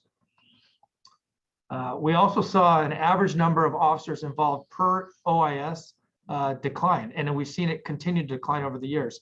So in 2017, we averaged about 2.5 officers per incident. And in 2021, we saw a 1.4 officer per incident calculation. That is a 44% decrease in the number of officers involved per incident over that time period. Also, the average number of rounds fired per incident continues to go down for us. Again, in 2017, we averaged 11.2 rounds per incident. And in 2021, we saw 4.7 rounds average per incident. That's a 58% decrease over that time period. And those are just the kind of the high level trends and things we've identified in categoricals. Now moving on to non-categorical use of force. We had 2,248 reportable non-categorical use of force incidents. That was an increase of 47 or 2% over 2020. And the most common force application were firm grips, joint locks, physical force, which are minor applications of force such as a push, pull, and body weight. And those types of forces have remained consistent over the years. And we have not seen a significant increase from 2017 through 2021 in these non-categorical use of force incidents. There have been slight year-over-year increases, but nothing significant. That really highlights kind of the report in the data. We did talk about some of the training and some of the efforts that we are doing to address some of these trends that I've just spoke about. But I'll let you determine how much detail I should go into it. There were also some questions from Commissioner Calanche 3 weeks ago, a couple of things about edge weapons and mental illness. Captain Williams is able to discuss that if you want to do that now, or I'll leave it up to you, Commissioner Decker. Thank you, Chief Troy. Why don't we take, if you could address Commissioner Calanche's questions first, much appreciated since she is not here, and I'll be sure she gets the responses. Go ahead. Well, good morning, Commissioners. Commissioner Decker. Yeah, so Commissioner Calanche was curious, as was I, about any of the overlap in the statistics related to the increase in edged weapon OISs, as well as those involving subjects who are suffering either mental illness or experiencing homelessness. So I did a deeper dive into the data to determine if there was any overlap there that pointed to maybe a different trend. And the short answer really is no. So of the 15 OIS incidents involving suspects with mental illness, 8 of those, or 53% of the subjects were armed with edged weapons. 4 or 27% were armed with firearms. 3 were armed with replica firearms, and then 1 with a different type of impact weapon. But only 4 of the 15 subjects with mental illness were also identified as being homeless. And only 1 of those was armed with an edged weapon. So there's really no true correlation between those 3. Again, we saw significant increases in each one of those categories, but not that any of those categories was dependent upon the other. Well, thank you very much for that analysis. That's helpful to have. Commissioners, questions for the department on the report? Commissioner Bonner, any questions, sir? Oh. Or just I guess a combination of a couple of questions and comments. I had an opportunity to talk with Chief Choi about a couple of things earlier. One observation is, the report that is comes to us as use of force, but there's a lot of information that relates to a lot of other issues that some way relate to force, but also just the broader observations and or operations. And that's why I'm interested in some of the information I know you'll be preparing on de-escalation. So we talked in a couple of, I think even the last first presentation of this report, there was an indication that all of the efforts around de-escalation may be having a positive impact on the reduction of use of force. And so I'm wanting a little bit of more follow-up information on situations where that's actually been, where there's been a determination that de-escalation was not sufficient. So stated another way, I've asked for how many findings, how many of these use of force situations have been reviewed and result in a finding that the de-escalation was insufficient or required further training. So I'll look forward to receiving that. Similarly, with regard to the arrest data that's captured here, I'm curious to know how many of the individuals arrested in use of force cases, and generally if it's available, were repeat offenders, or how many people who had multiple interactions with law enforcement, and how that data is tracked. And then similarly, in this category of additional information relates to the demographics of the department. We've got the broad numbers, but I'm curious in understanding the ethnic demographics of the supervisors, the command staff, and also the FTOs. And so I know that information will be forthcoming. Appreciate that. I think that the one question also, I guess, here for today would be the issue of the treatment of crowd control data. And I know we've touched on this a couple of times before, and it's help me, Chief Choi, clarify again that how this is going to be treated. I recall we have now this new level 3 of the non-categorical use of force, where a fair amount of that information will be tracked. But I'm assuming, one, if that's accurate, I'm assuming that that data was probably not captured in the report that we're looking here, since this new level 3 of non-categoricals has been implemented this year. So that's one question, is whether that's captured. And I noted that there was we're not reporting all of the use of force data that emerges in a crowd control environment, but the information relative to the attacks on officers did include, I think it was 97 or 90 something cases that were from crowd control situations, the protest. So I just wanted to understand the basic question is, how is the data from protest situations being captured? Again, my understanding is that some of it going forward will be captured in this new level 3 category. But I noted that there was a little bit of mixture of some of that and the officer attack data, but not in the use of force data. So can you clean that up a little bit for me?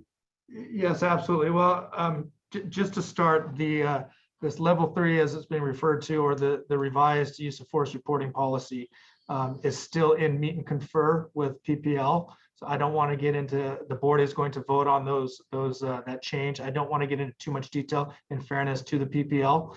However, the accountability generally of using force on a line, on a skirmish line, has always been something that this department considers on how to document those incidents. And previously we document them on a 15-7 report, or just basically a report to a supervisor that we use some type of force in a crowd control or skirmish line situation, and that's the end of it. To have more accountability and a mechanism to investigate these forces, the department wants to propose a more robust way of documenting not only applications of force where the less lethal munition or the baton or something may strike somebody, but also when they miss somebody. So these are things that we're proposing to the league. Again, they have to meet and confer on this. We have to meet and confer on this, and then they have to take a vote on it. But that's what we are waiting for. And that part of it will really enhance the tracking and accountability of those particular actions when somebody's on a skirmish line or a mobile field force configuration. As far as the tracking, when an officer gets assaulted, the officer makes a crime report when he or she is assaulted, and that's an individual DR number, and it's tracked that way. And that's the difference there. Got it. Thank you very much. And we'll continue to look for the reports as to how the discussions are going on the level 3. And I think my other just point would be an observation, and this is about how, at least in last year's report, which I went back to look at as well, I didn't go any further back than that. But there is a concern, I think, about how the information, particularly relative to suspects, is presented. And I know nobody likes to be stereotyped, and I don't believe that is the department's objective, to be stereotyping. But I can imagine the department's view is, hey, we're just reporting the facts, and the data that we have, and that's why the data shows that almost all the crime in the city is committed by Black and brown people. That's what I presume a view might be, and I don't know that I'm in a position to take issue with that, with that basic premise. The problem is that the way that it's presented, at least to me, tells about just part of the story in terms of what's being presented here, because you're pulling from the data from the city planning, demographic part, but it doesn't. All it does is just point the lens to the issue of race, itself, and kind of leaves it there. And so that's the concern, that I have as to how is the department, what additional steps do you take to ensure that the mindset of the officers is not being trained and honed to just believe that, Black and brown people are the criminals or the people committing crime in Los Angeles. I'm looking for some help, and I'm putting this out in a way that is not necessarily, my view. I don't believe it's necessarily the view of the department, but it's the view of a lot of people who don't either have the capacity or the patience for nuance. They want to just hear some data, and from that they jump to a conclusion, and that's the concern. On the one part, I understand it's also not the department's fundamental role to be telling the full picture and talking about all the societal issues, and I can appreciate that. But at the same time, you certainly have an interest when you're trying to build trust with these communities. You certainly have an interest in being viewed as a partner in bringing perspective to the full picture of what's going on here. So I need a little bit of help in understanding, again, when you're presenting the data just the way it is, that's just saying that, hey, Black people are the smallest population, but committing most of the crime. You have, similar demographics in Hispanic communities.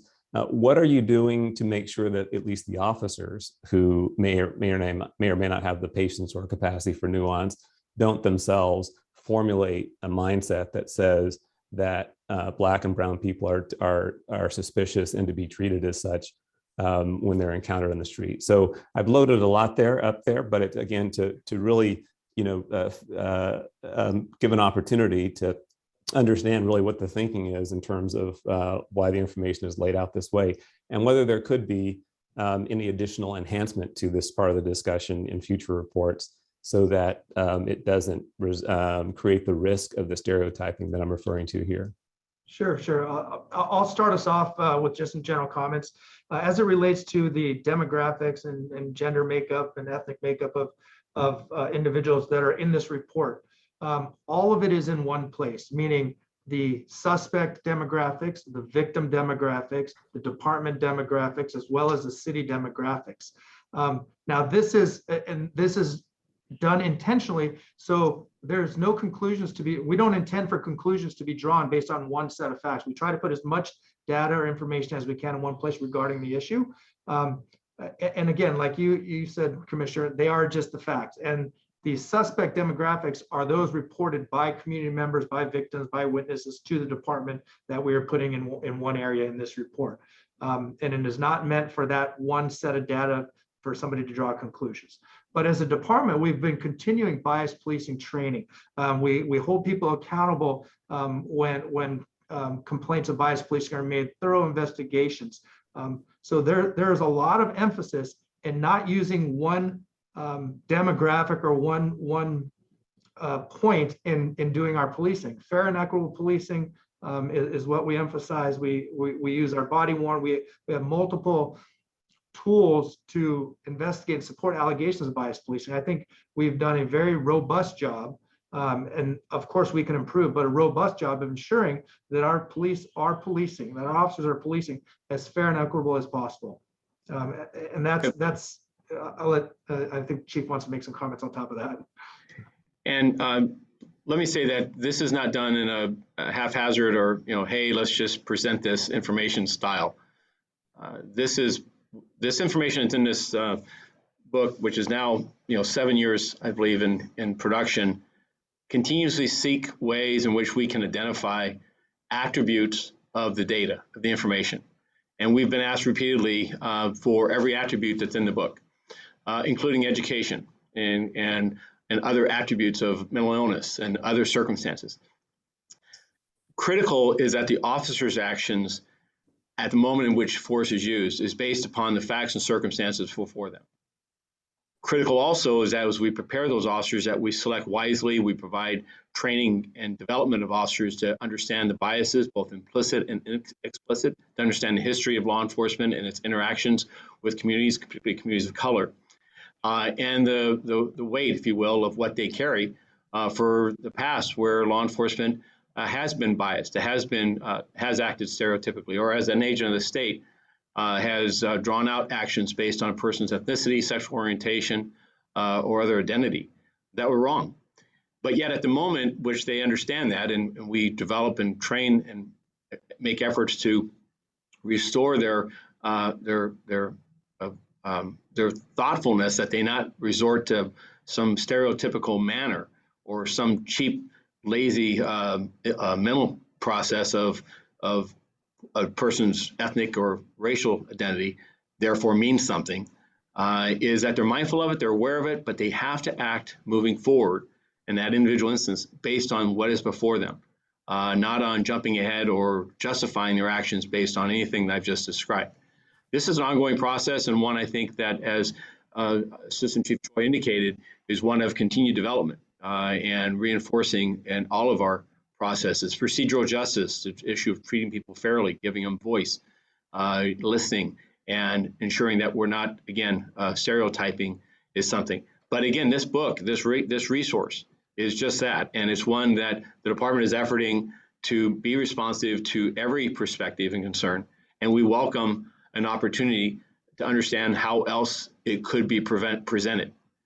So that people are not taking an easy way out. But let me assure you that to our people, to our individual men and women that are out here working each day, our commitment is to both develop them, have them qualified and capable, and then to hold them accountable to those very high expectations. So it is much different than just what's presented here. But lastly, the training and development that's articulated in here is also meant to reflect our efforts to, again, ensure that our people are the best trained and best qualified to do a very difficult job. Hopefully that's helpful. Yeah, no, I appreciate that, and I would welcome that opportunity to talk further about what options might be as to how to strike a different, potentially different approach. Because what I'm not taking issue with the data that that exists and reporting that, but it's the what I see is it's a pretty sharp and almost exclusive focus on race itself. You mentioned even income, education, a lot of other factors, none of which that I've seen anyway in the report is even referenced or even acknowledged. It's simply race. And so that's what I'm not even getting into who's racist, any of that kind of, that part of the wild part of the discussion.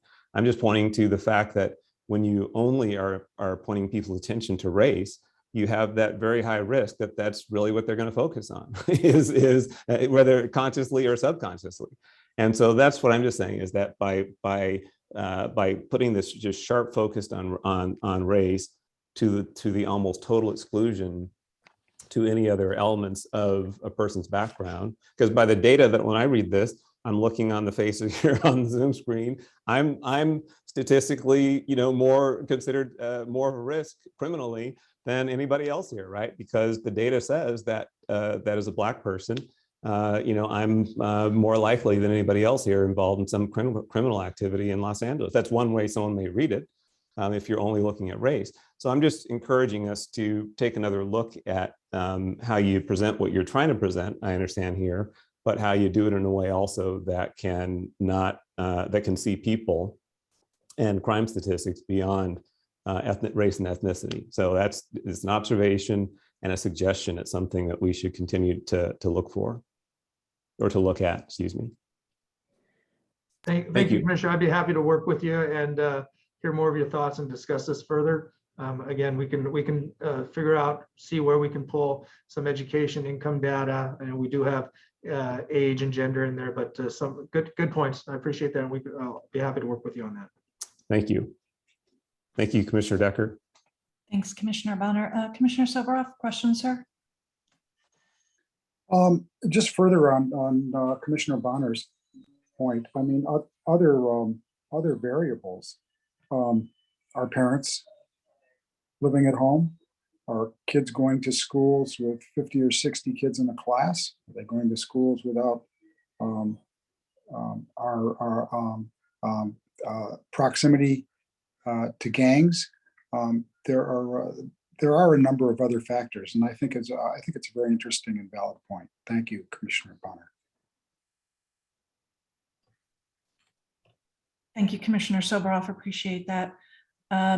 I'll just wrap up our conversation here today with a follow-up question, and recognizing that these reports are time-consuming and challenging to put together. And of course, you're hearing from the commission how, we'd like to see further improvements down the road, of course.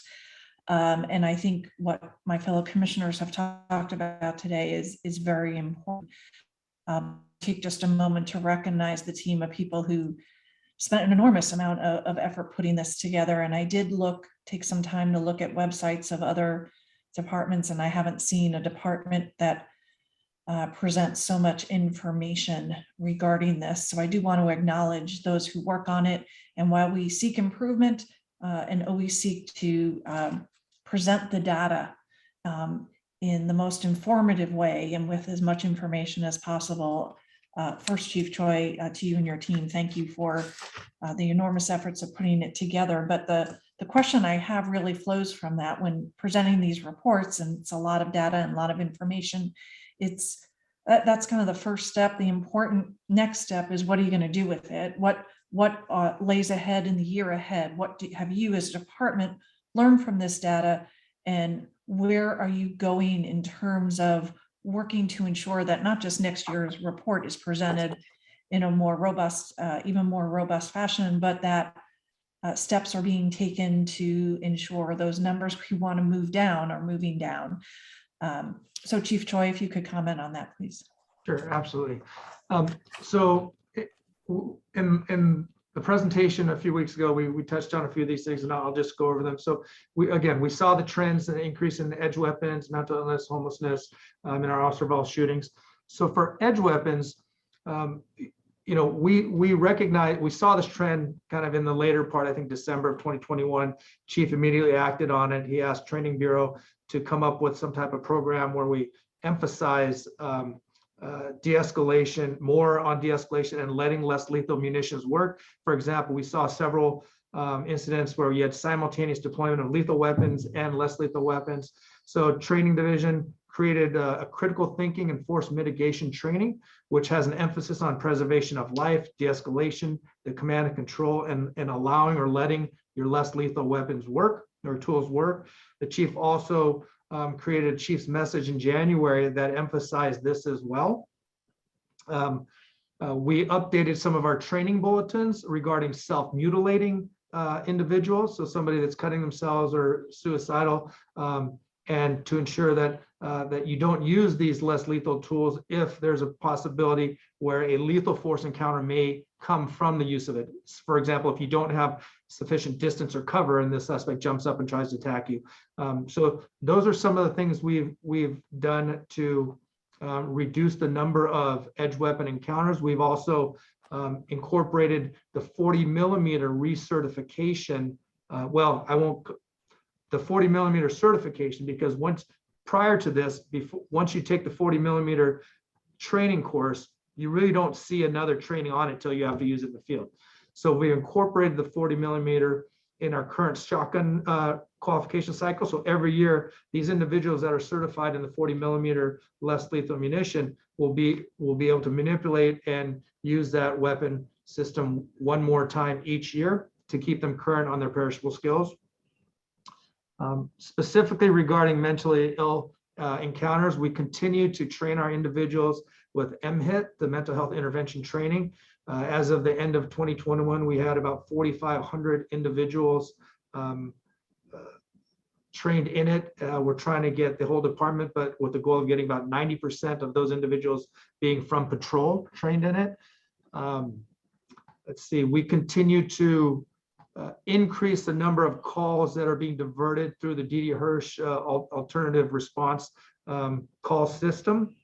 Our smart teams, we currently have 12 smart teams that are deployed 24 hours a day, and we want to increase to double that to approximately 23, 24. That's been an ask in our current proposed budget. We're working closely with Department of Mental Health to accomplish that, because the key to this is having a non-law enforcement personnel, a professional clinician assigned with our officers to respond to de-escalate the intensity of these encounters. So that is something else we are doing. We've also included a 25-hour community engagement instruction block added to our regular recruit basic course. They receive additional instruction on cultural diversity, homelessness, mental illness, among several other things. Our police science and leadership course was also updated, and it includes an enrichment of crisis negotiation skills to help our officers understand the neuroscience behind de-escalation to further assist in reducing the intensity of these field encounters. And then our FTO, or Field Training Officer Update course, continues its focus on de-escalation, mental health awareness, and command and control techniques. We also have something coming up online, I think many of you are aware of, is our virtual reality training. That's going to assist in our encounters with mentally ill, suicidal individuals, lethal encounters, as well as preservation of life emphasis. Those are things that are coming on, that is coming online this year. So those are some of the things that we're doing, all with the ultimate goal of reducing the need to use force, and also reducing the intensity of each encounter, I mean, reducing the lethal force encounters. Appreciate that. Thank you very much, Chief Choi. I just like to be sure that during the course of the year, and not just at the end of the year, that you're monitoring this, the efficacy of these programs, these different training programs. Are they being effective? Are they assisting in lowering the use of force, the need and the intensity as you identified, and not just at the end of the year? Are you, your team, doing that? Yeah, so I can tell you we've been closely monitoring even the edge weapon encounters, and I'm going to knock on wood here, but we have seen a significant reduction in them thus far. But we are continuing to monitor these encounters, and as you know, I chair all of our use of force review boards, and I am conscious of all of these things as these are presented to me as well. I appreciate that, and I just want to, there's a lot of training that you highlighted here, and I just assume some of it's more effective than others, and that training division is monitoring that just to try to ensure that the department's efforts are being put in the right place. Absolutely. Okay, very good. Thank you. I don't have any further questions. So commissioners, I'll just call the issue before us, which is to receive and file the department's report. Is there a second to that? Second. It's moved and seconded. All in favor? Aye. Aye. Aye. Very good. It passes. Thank you very much, Chief Choi. Appreciate it. And we'll move on to item 4B, which is the Ethics Enforcement Section Integrity Test Report. And I believe Chief Ramkunis is joining us. There's Chief Ramkunis. Welcome, Chief. I thought I saw you a second ago.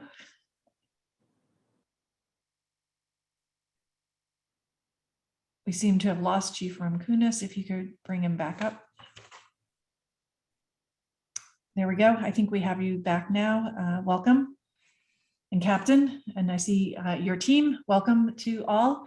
If you could give us a brief overview, Chief, or Captain, however you're presenting today.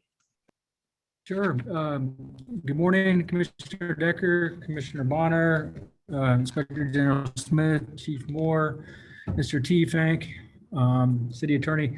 So I just would like to welcome Captain Omar Balzuto. He's the new commanding officer of Special Operations Division, and Captain Balzuto and Detective Curtis will be presenting our second biannual ethics report from 2021. But I just would like to start out just as a reminder to the Police Commission and to the general public about what Ethics Enforcement Section's mission is. And because I think it's important, because this is how we determine our test, and I think it gives us an overall framework of how Special Operations Division works.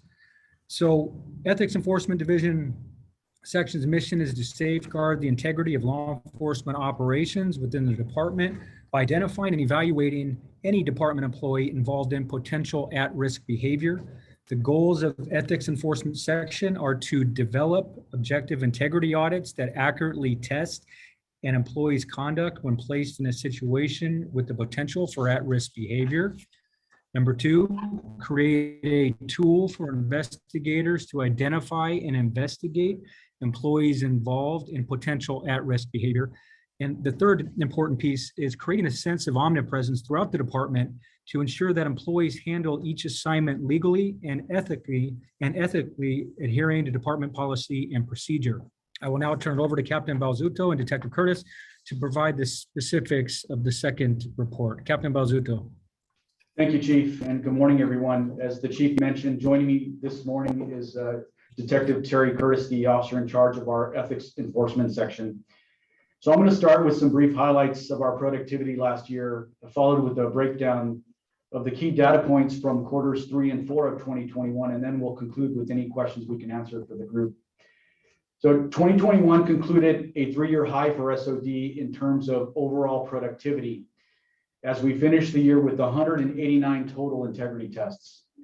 This is a 13% increase from 2020 and a 60% increase in total tests since 2019, when we finished that year with 131 tests.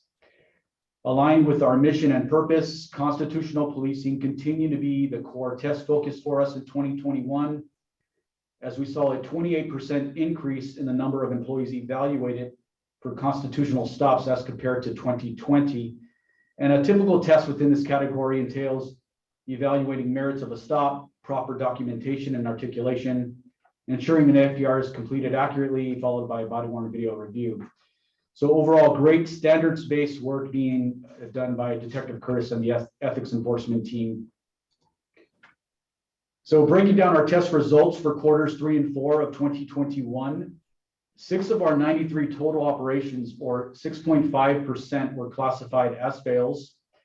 5 were 128 intake failures, and 1 was an integrity test fail. In total, 5 of those 6 fails resulted in discipline, with 1 identified as a training issue. Our failure rate per quarter was nominal, with no trends or patterns of concern. Overall, we did see a 1% decrease in the amount of integrity tests fails in 2021 as compared to 2020. Quarters 3 and 4 saw 14 pass with comments classifications. Most comments involved incomplete information during 128 intakes and delays in service delivery, and some examples of those being not obtaining an address or date of birth, phone transfers, or delays in returning calls to our UCs. But overall, again, no patterns or concerns of note there. As to our attempts for quarters 3 and 4, we recorded 8 attempts for specific employees. As of today, 6 of those 8 employees have been retested successfully. The remaining 2 employees are pending a retest. And in terms of their current duty status, 1 is currently long-term sick and the other is currently in an administrative assignment.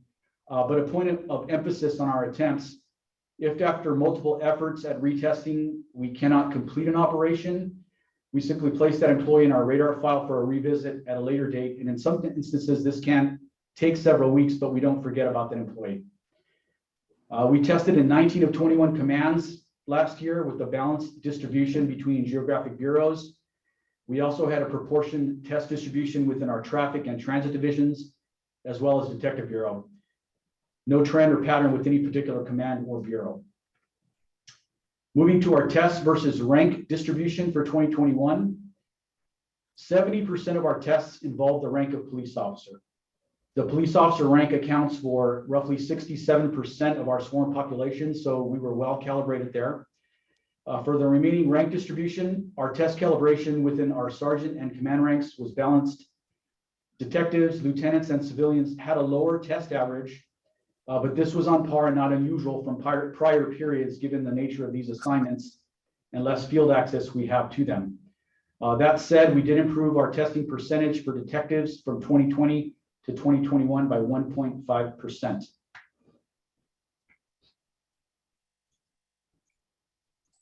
Of the 189 test operations conducted in 2021, 344 employees total were engaged in the testing process. That's about 3.7% of the department. On average, that's about 2 officers per test, which is in line with our 3-year norm. And then our operations included the full array of our testing process, which includes a random test, specific test, staged or observational based test operations. So again, great work in 2021. That continues in 2022. We continue to look closely at our procedural justice with respect to service delivery and systems integrity. We look to improve on our organizational accountability with an enhanced notification process to our commanding officers on all our test results. We've made our email process more user-friendly with the scope of the test operation and the resulting performance measures now more specific in this email notification. And our goal there is to give our COs the timely feedback they need to reduce harm and improve service delivery. And finally, we've added a pre-text stop review process to our systems consistent with Special Order number 3 to ensure we're leaning forward on this new policy in place for 2022. So with that, Terry and I are here to answer any questions you may have. Thank you for your presentation. Thank you very much. Commissioners, if you have questions, just open up your mic. I would like just a further description, if I might, on you answered some of my questions in your presentation, so thank you. I did have questions about the attempts, but I've had a question about neglect of duty, which is such a large category, and whether it's possible, particularly in the future, to get a further breakdown of that category, just to understand better what is included in that category. You know, we see it in a lot of different reports that come to us, and I think all the commissioners at this stage have a good idea of neglect of duty, but it encapsulates so much. It's more of a question to you to consider in the future, breaking that down further so that we can just get a better understanding and also see trends better as to the different things that fall into that category, what's being tested, perhaps what's not, and just have a better appreciation rather than that global term. I don't know if you can answer that question today, but it's certainly something I'd like the department to consider for future reports. Absolutely, Commissioner. That is, you are correct. That is a very broad category, and we can certainly drill down on that in the next report. And I'm going to hand it over to Detective Curtis if she has any further to add on that. Right. Just as the captain mentioned, it is a broad category, and in that category, it could cover a multitude of policy procedures and such. So we could do a better job next time to break that down and maybe present it better. Detective Curtis, could you give some examples in your experience? You've been in this position for significant time over the last 2-3 years.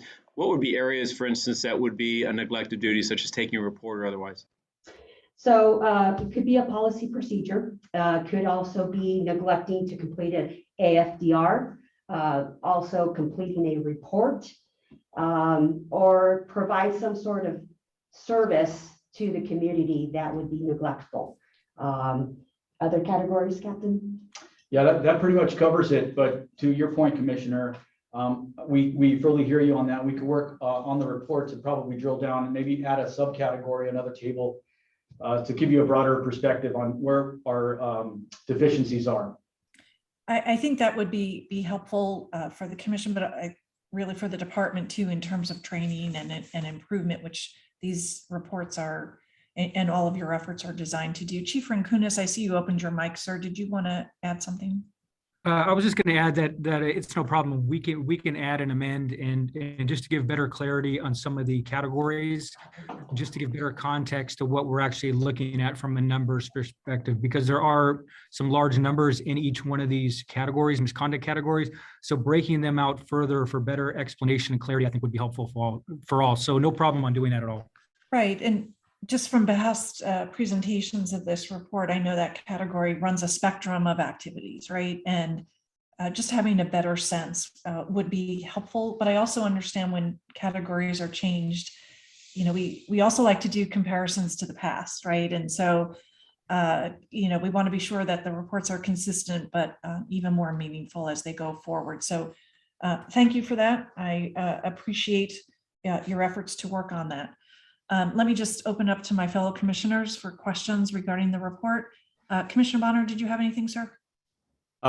Just a quick one question and a quick comment. The comment is just following on, I think, on a little bit of the last conversation that aside from some of the potential refinements or adjustments you might make going forward, I appreciate the not only continuing but increasing focus on the constitutional policing issues. And so I just wanted to note that and acknowledge it and appreciate it.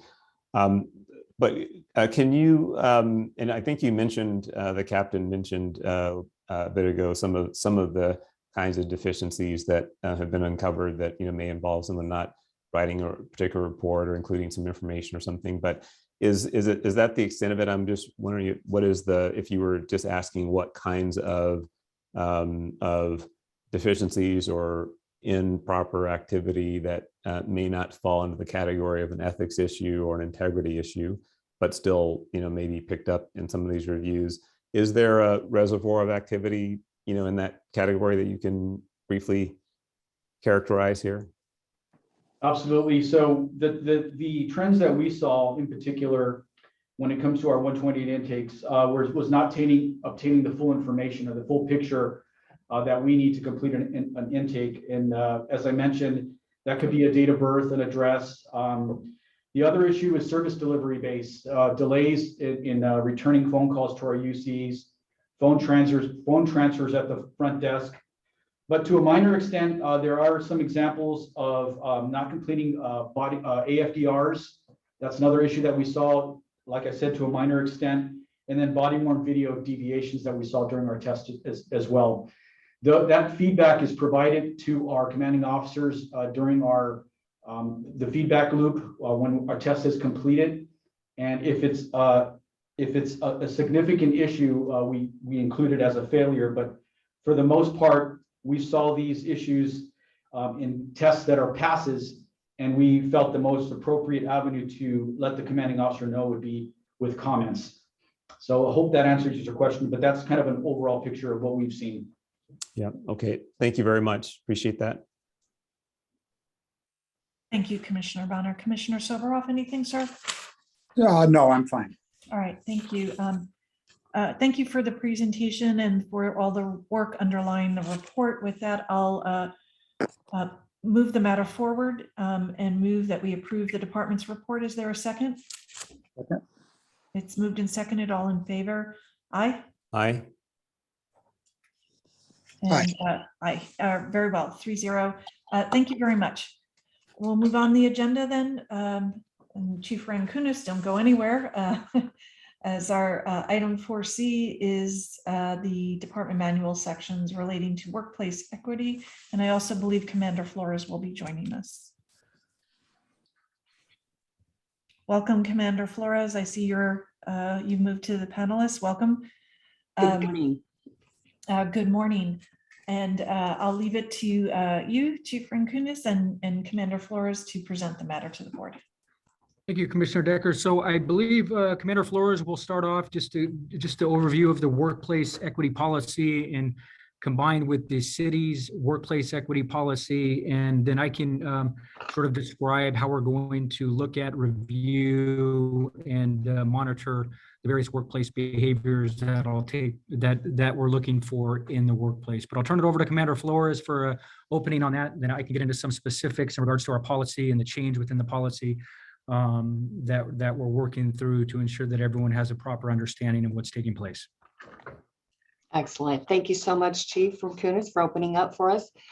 So as the chief mentioned, I just want to provide a little bit of background in context in terms of how this policy came about and who was involved in creating some of the changes as it relates to the mayor's executive directive that was recently issued specifically to workplace equity.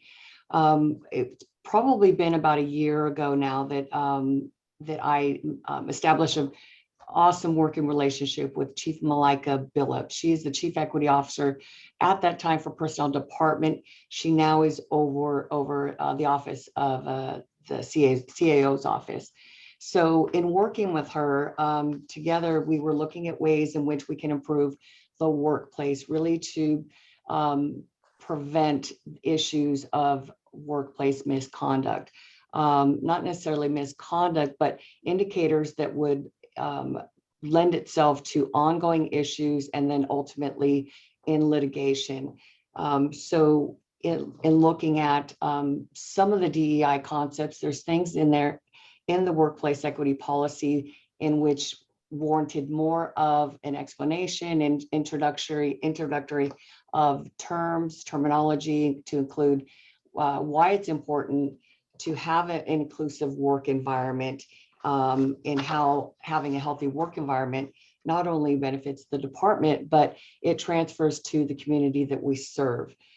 So this policy does outline the expectations and responsibilities of all employees to be responsible, to take a part in not only reporting, but the other part of it is the education and the training piece, which we can talk about at the end of this presentation, but really involving each employee in adding value to their sense of belonging and inclusivity in terms of how they can play a critical role in generating dialogue, generating conversations, and by utilizing our ombuds office to work through workplace conflict. Oftentimes when things do go to litigation, we have found that there may have been some indicators prior to that point in time that might have been able to prevent an incident from furthering and going to litigation. So those instances where we can communicate better with one another, understanding differences, calling things out, learning about microaggressions and how those things affect a person's ability to work, feel included, and really to recognize differences and not ignore them. We should be in a place in time where we can be able to talk about those differences without excluding someone or where it becomes a workplace issue, hostile work environment, et cetera. So we are focusing more on the training piece and the conflict resolution and really involving the mutual respect. So part of the working group that I put together, when we started working on this policy with the Personnel Department, Malika Billups, it not only included Chief Rumkunis and his staff, but members from our affinity group began to discuss on ways in which we can improve the workplace. We also included members from our employee relations group, the Office of Constitutional Policing, our Diversity, Equity, Inclusion Division, as well as our BSS, our Police Psychologist section. So that is how the workplace equity policy came to play, but these individuals also were contributing to factors in terms of how we're going to continue to build on this. And so I did develop a companion document to this, which I met with Dr. Pennell on numerous occasions as well, to include her training piece or her training perspective and how we can further institutionalize the values of diversity, equity, inclusion within the department. So with that, I will shift over to Chief Rumkunis. He can speak specifically to the policy, the reporting procedures and expectations. All right, thank you, Commander Flores.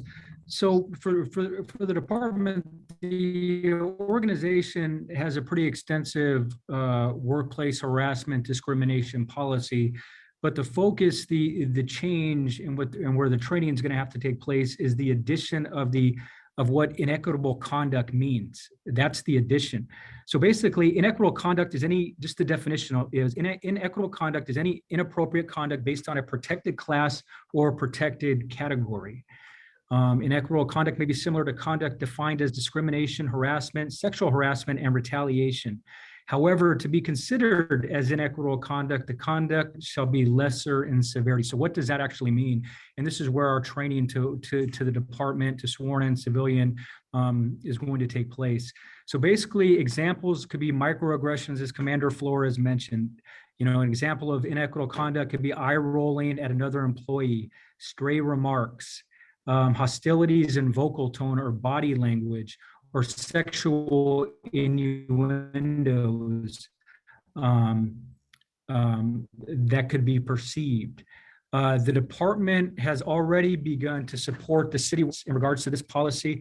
I believe the mayor issued executive order number 27 in June of 2020, where all city employees were required to take anti-bias introductory concepts like recognizing implies workplace bias and types of conduct, including microaggression. So the department, I think the due date was last year, June of 2021. So we've had 8,700 employees that have already completed that training in regards to microaggressions. So I think that's pretty significant. So it's already been introduced in what that can mean, because it's a new word. It's a new thing for everyone within the organization. Currently, the mayor's new executive directive number 34 that was issued last week, the department has begun training in that, and we have a requirement for sworn in civilian to complete that training June 15th of 2022. I believe currently we have 2,500 employees that have taken that training up to date. So this is where our training is going to have to really take place and really spend a lot of time at with our sergeants and lieutenants.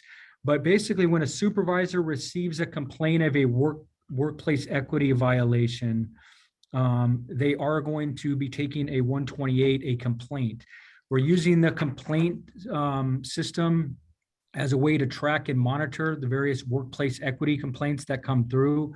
It protects the employees involved that are engaged in a workplace type of issue. And it provides a statute date to determine, to give us a sense of a timeline of when things take place and where we're at in the course and adjudication of a workplace complaint. But the supervisor will be trained, and this is key. The intake of a complaint should include the complainant's rationale for believing any conduct was done on the basis of a protected category. Prior to submitting a complaint for review, the supervisor shall contact workplace investigation section at Internal Affairs Division to decide whether or not we have a true a complaint in our misconduct category, or do we have a microaggression that can be handled immediately that would be determined as a non-disciplinary type of complaint. So that's the difference. We have true complaints that will be adjudicated and will be investigated and reviewed as we have already. But the second piece would be, a perception, a perceived voice inflection that could be handled immediately at the area. And that would be considered a non-disciplinary workplace equity only complaint. The revised policy also creates a new affirmative duty for supervisors to report workplace equity complaints. The mayor, or through the city, has developed a system. It's called My Voice LA. And what that is, it's a reporting and case management system to ensure fair, thorough, and timely investigations of all incidents of discrimination and harassment. Each department supervisor who comes across or has been advised of a workplace type of complaint needs to report that to the city of LA through that site. The mayor developed his new employment opportunity or equal employment opportunity division that will be the overseer of all workplace equity type of complaints.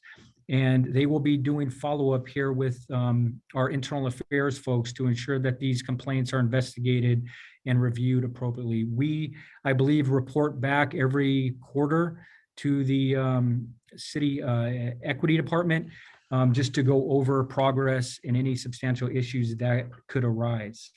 Employees also have the option that if they do not want to report a workplace equity complaint, they have the option to go straight to My Voice LA to initiate a concern or complaint even, and then that will be within 10 days. That information will be forwarded to Internal Affairs Division for proper oversight and advice to determine whether or not we have a misconduct type of complaint or do we have an equity, a non-disciplinary type of complaint.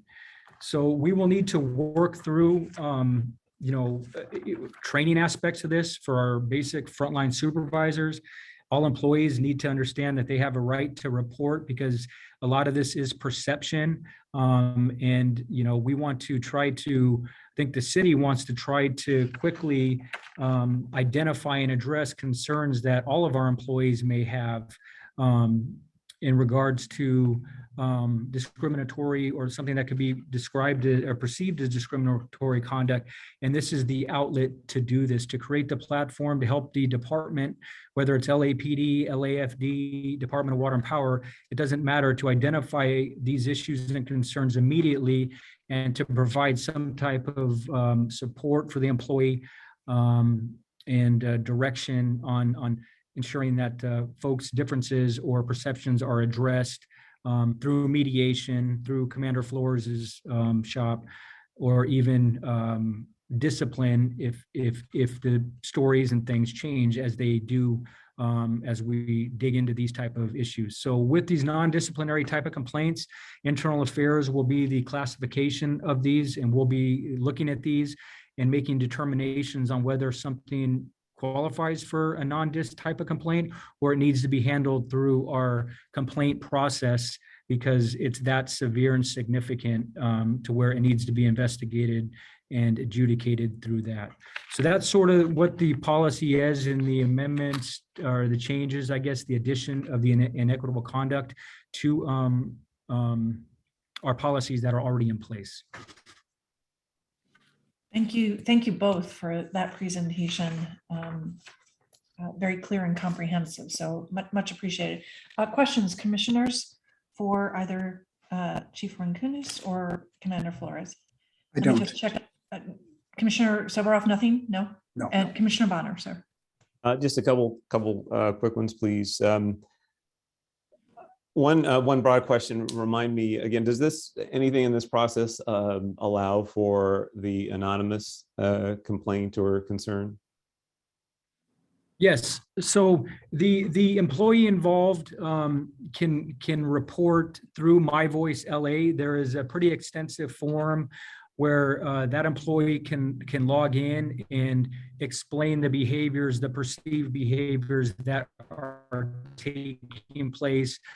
That employee can remain anonymous, can identify the problematic behavior that he or she has identified, and that information will still then be sent to Internal Affairs, to me, and it'll at least give us a framework on where to look and investigate so we can take appropriate action based on what is being described.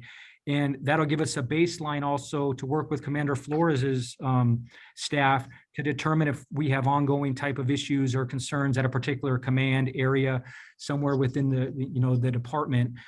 So to answer your question, yes, and it's pretty extensive, the forms or the reporting mechanism that the mayor's office has created to allow that to take place. And we should be able to obtain enough information to handle the situation accordingly, I believe. So let me understand if I'm supervisor or just any personnel in the department, and I'm the subject of an anonymous complaint, I guess is what it might be called, that I'm expressing some microaggressive behavior towards someone.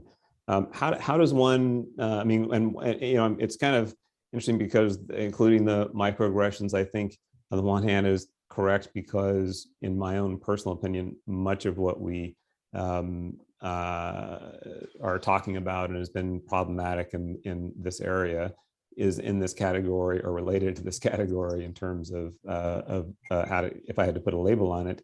But it's a pretty vast sea of activity and behaviors and facial expressions and the things that are potentially complicated. And if you add that anonymity to it, again, it's just, on the one hand, I can understand the value of that if you're the person who feels you've been wronged or mistreated. On the other hand, it's potentially very complicated if it's someone who is having to go back and think, boy, how do I better control my facial expressions or my tone of voice or something. So I don't know that there's much more other than to observe the potential complexity around this, that it's not going to be, in my opinion, easy ride in implementation.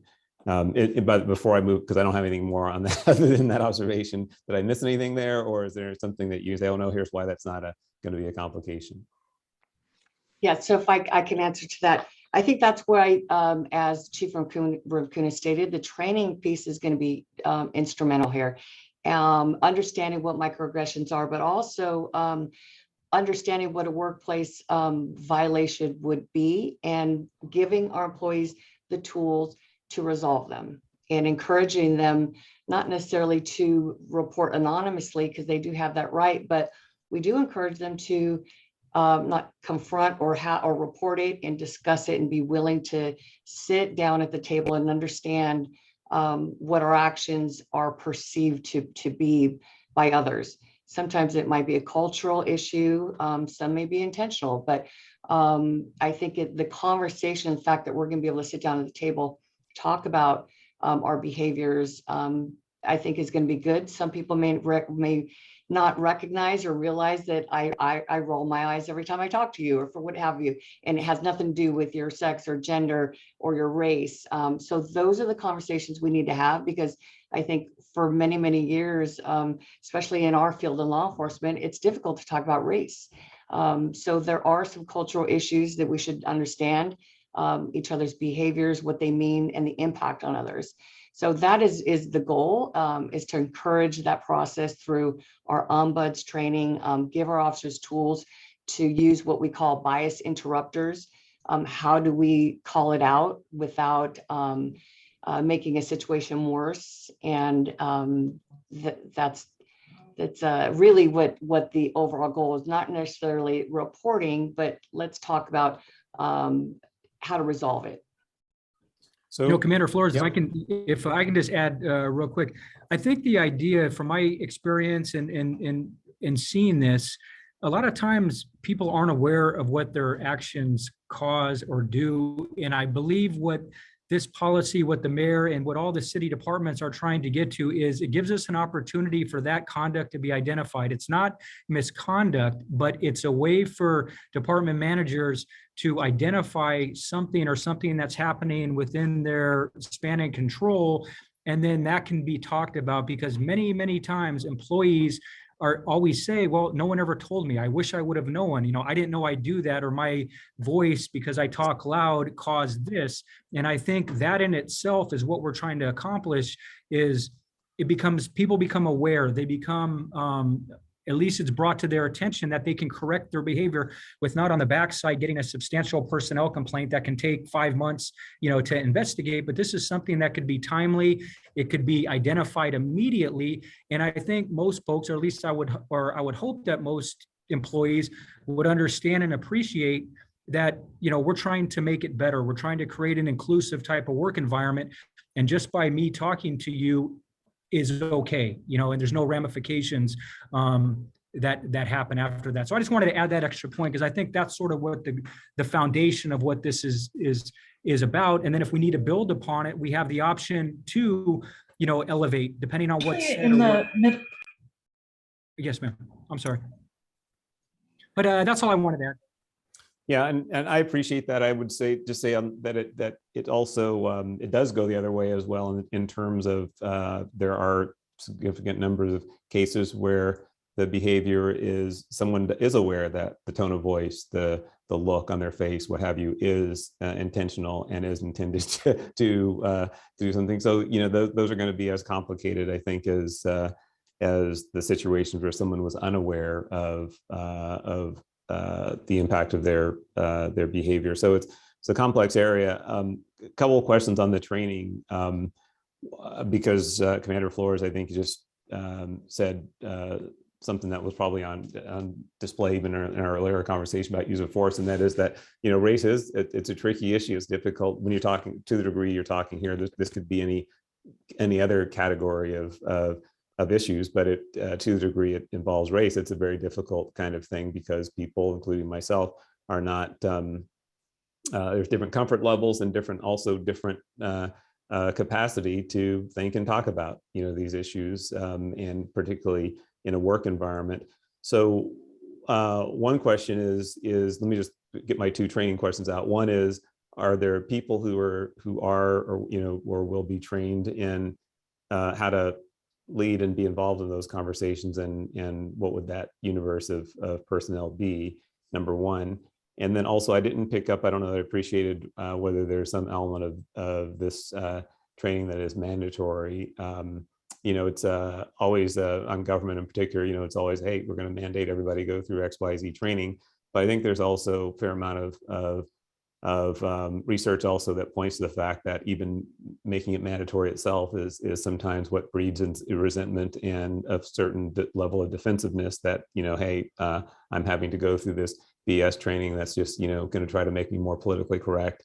And, you know, you don't come to it with the same mindset you might. So just a couple of comments on this question of who is or will be prepared to kind of lead some of these training efforts, and how is that going to be? Is there a mandatory kind of training, or how will it be, you know, rolled out relative to the workforce generally? Yeah, so certainly for accountability purposes, whatever training we do is going to be mandatory, similar to what the city is mandating. In working through looking at different training curriculum, I'm working with our police training and education unit to establish roll call training, which is mandatory. There's different ways that we can track it for accountability pieces there. It will be integrated into supervisor school, every FTO school, all of those things. But additionally, through this next, through the budget cycle right now, what I have on the table is that our employees assigned to our diversity, equity, inclusion division be trained so that they can further work through some of these conflict resolution issues. So I'm hoping that gets approved so that I can send those officers to obtain a certificate in diversity, equity, and inclusion. Also, we already have a program that we work with with Pepperdine University for all supervisors to attend conflict resolution training. In addition to our ombuds office, they also go through that same training as well. So it's ongoing. This is all still very new. But in terms of accountability, to answer your question for that, it will certainly be mandatory. Okay, thank you. One last question that's this is relating to supervisors and that part of the equation. I know being in a supervisorial role in any organization is a little bit tricky or complicated, and in part because some people enjoy and accept and thrive in managing some of the human elements of the work, you know, the personalities and others. Some don't enjoy it, or like they consider it another kind of administrative burden on their time, if you will. You know, you hear when I talk to supervisors, not necessarily in this department, but in other contexts, people who are concerned that, you know, they can't focus on their work because they're in the middle of all of these human resource issues and disputes. What is the risk of that part of it? And I'm not saying that supervisors there should not be trained and involved in this. I'm not saying that at all. What I'm trying to understand is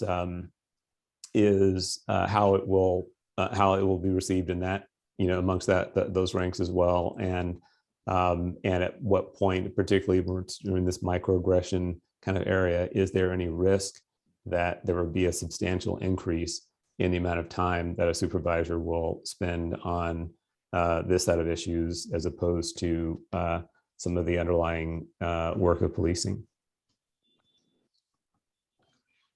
Well, I think the role of a supervisor is dealing with personnel issues, and that's a big part of the responsibilities to ensure risk mitigation in developing your employees. And so I think the approach also is very similar, if not the same, to dealing with training in dealing with contacts with the public in terms of internal procedural justice.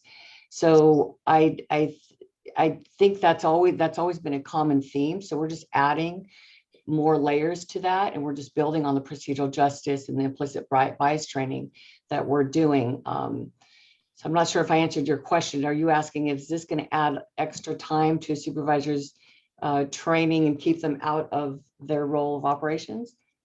No, Or, well, or I could add to that, Commander Flores. So, one of the supervisor's responsibility is employee wellness. It's workplace productivity.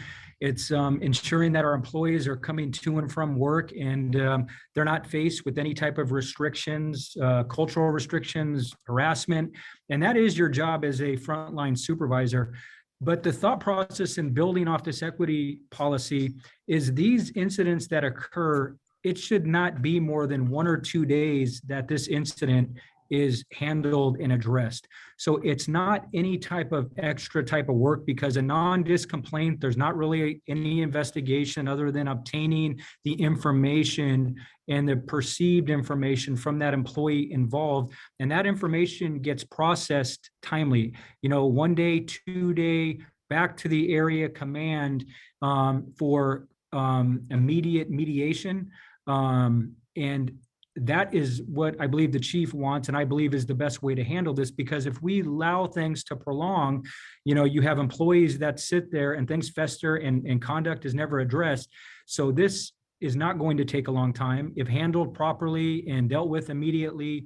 Maybe 1 to 2 days is not fair of me to predict, but I believe within a week's time span, we should have employees and folks mediating and coming together to talk about what was perceived to be the problem. And then we close the complaint and we move on from that, because it doesn't require interviews. It doesn't require league involvement, attorney representation. These are perceived things that are occurring in the general workplace. And it is a supervisor's responsibility to stay on top of that, to ensure their people are taken care of. Besides tactical and training and all the things that we continually talk about, part of our job is to ensure that folks are taken care of and they come to work and are treated professionally. That's sworn and civilian, and it's the mandate to do so. So this just opens up that avenue for when someone feels that perceived something, whatever it is, a microaggression, that it's dealt with immediately, so we can, clear our differences and move on and work together. Because that's also too, we don't want to have problems and folks are perceiving things without any type of mediation per se to make it right. Right, got it. Okay, I appreciate that. And I would just ask the two of you to work together in figuring out when, at some point in time, in the future, it seems like it will be appropriate to get some additional reporting on how this is going, and so on. So I don't know when that is or what it consists of, but just ask the two of you to be mindful that I think it'd be appropriate to have some additional follow-up briefing at the appropriate time. Thank you. Yes, sir, will do. Thank you, Commissioner Bonner. And with that, I'll move the matter forward that the commission, approves the department report. Is there a second? Second. Moved and seconded. All in favor, please say aye. Aye. Aye. 3-0, it passes. Thank you all very much. We'll now proceed to closed session. Madam Secretary. The Board of Police Commissioners will now recess into closed session to discuss agenda item 5A and 5B in accordance with Government Code 54957. Commissioners, let's convene there at 12:30. Okay, thank you.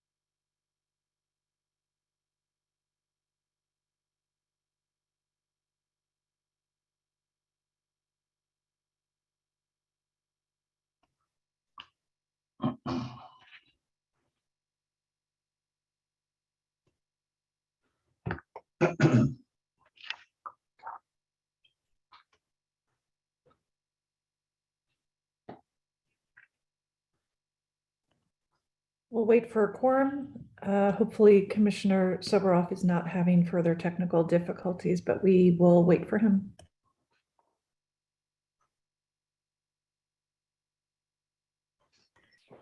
There we go. We now have a quorum. Mr. Tiefenk, would you do a readout of closed session, please? Yes, Madam President. Commission has concluded its work in closed session. As it relates to item 5A1, non-tactical unintentional discharge, case number 031-21, the commission on a 3-0 vote unanimously adopted the recommendations of the chief of police, which were tactics, tactical debrief, 1 police officer 2, drawing and exhibiting does not apply, unintentional discharge, administrative disapproval, negligent discharge, 1 police officer 2. Item 5A2, officer involved shooting animal case 035-21. Commission unanimously adopted the recommendations of the chief of police on a 3-0 vote. Those recommendations were tactics, tactical debrief, 1 police officer 2, drawing and exhibiting in policy, 1 police officer 2, lethal use of force in policy, 1 police officer 2. As it relates to item 5B, all complaints were adjudicated, and that concludes the report. Thank you, Mr. Tiefenk. Given that we've concluded our business, I'll move that we adjourn. Is there a second? I'll second.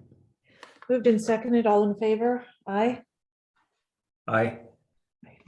It's unanimous. Thank you. We stand adjourned until our next scheduled board meeting. Thank you all very much. Thank you. Bye-bye.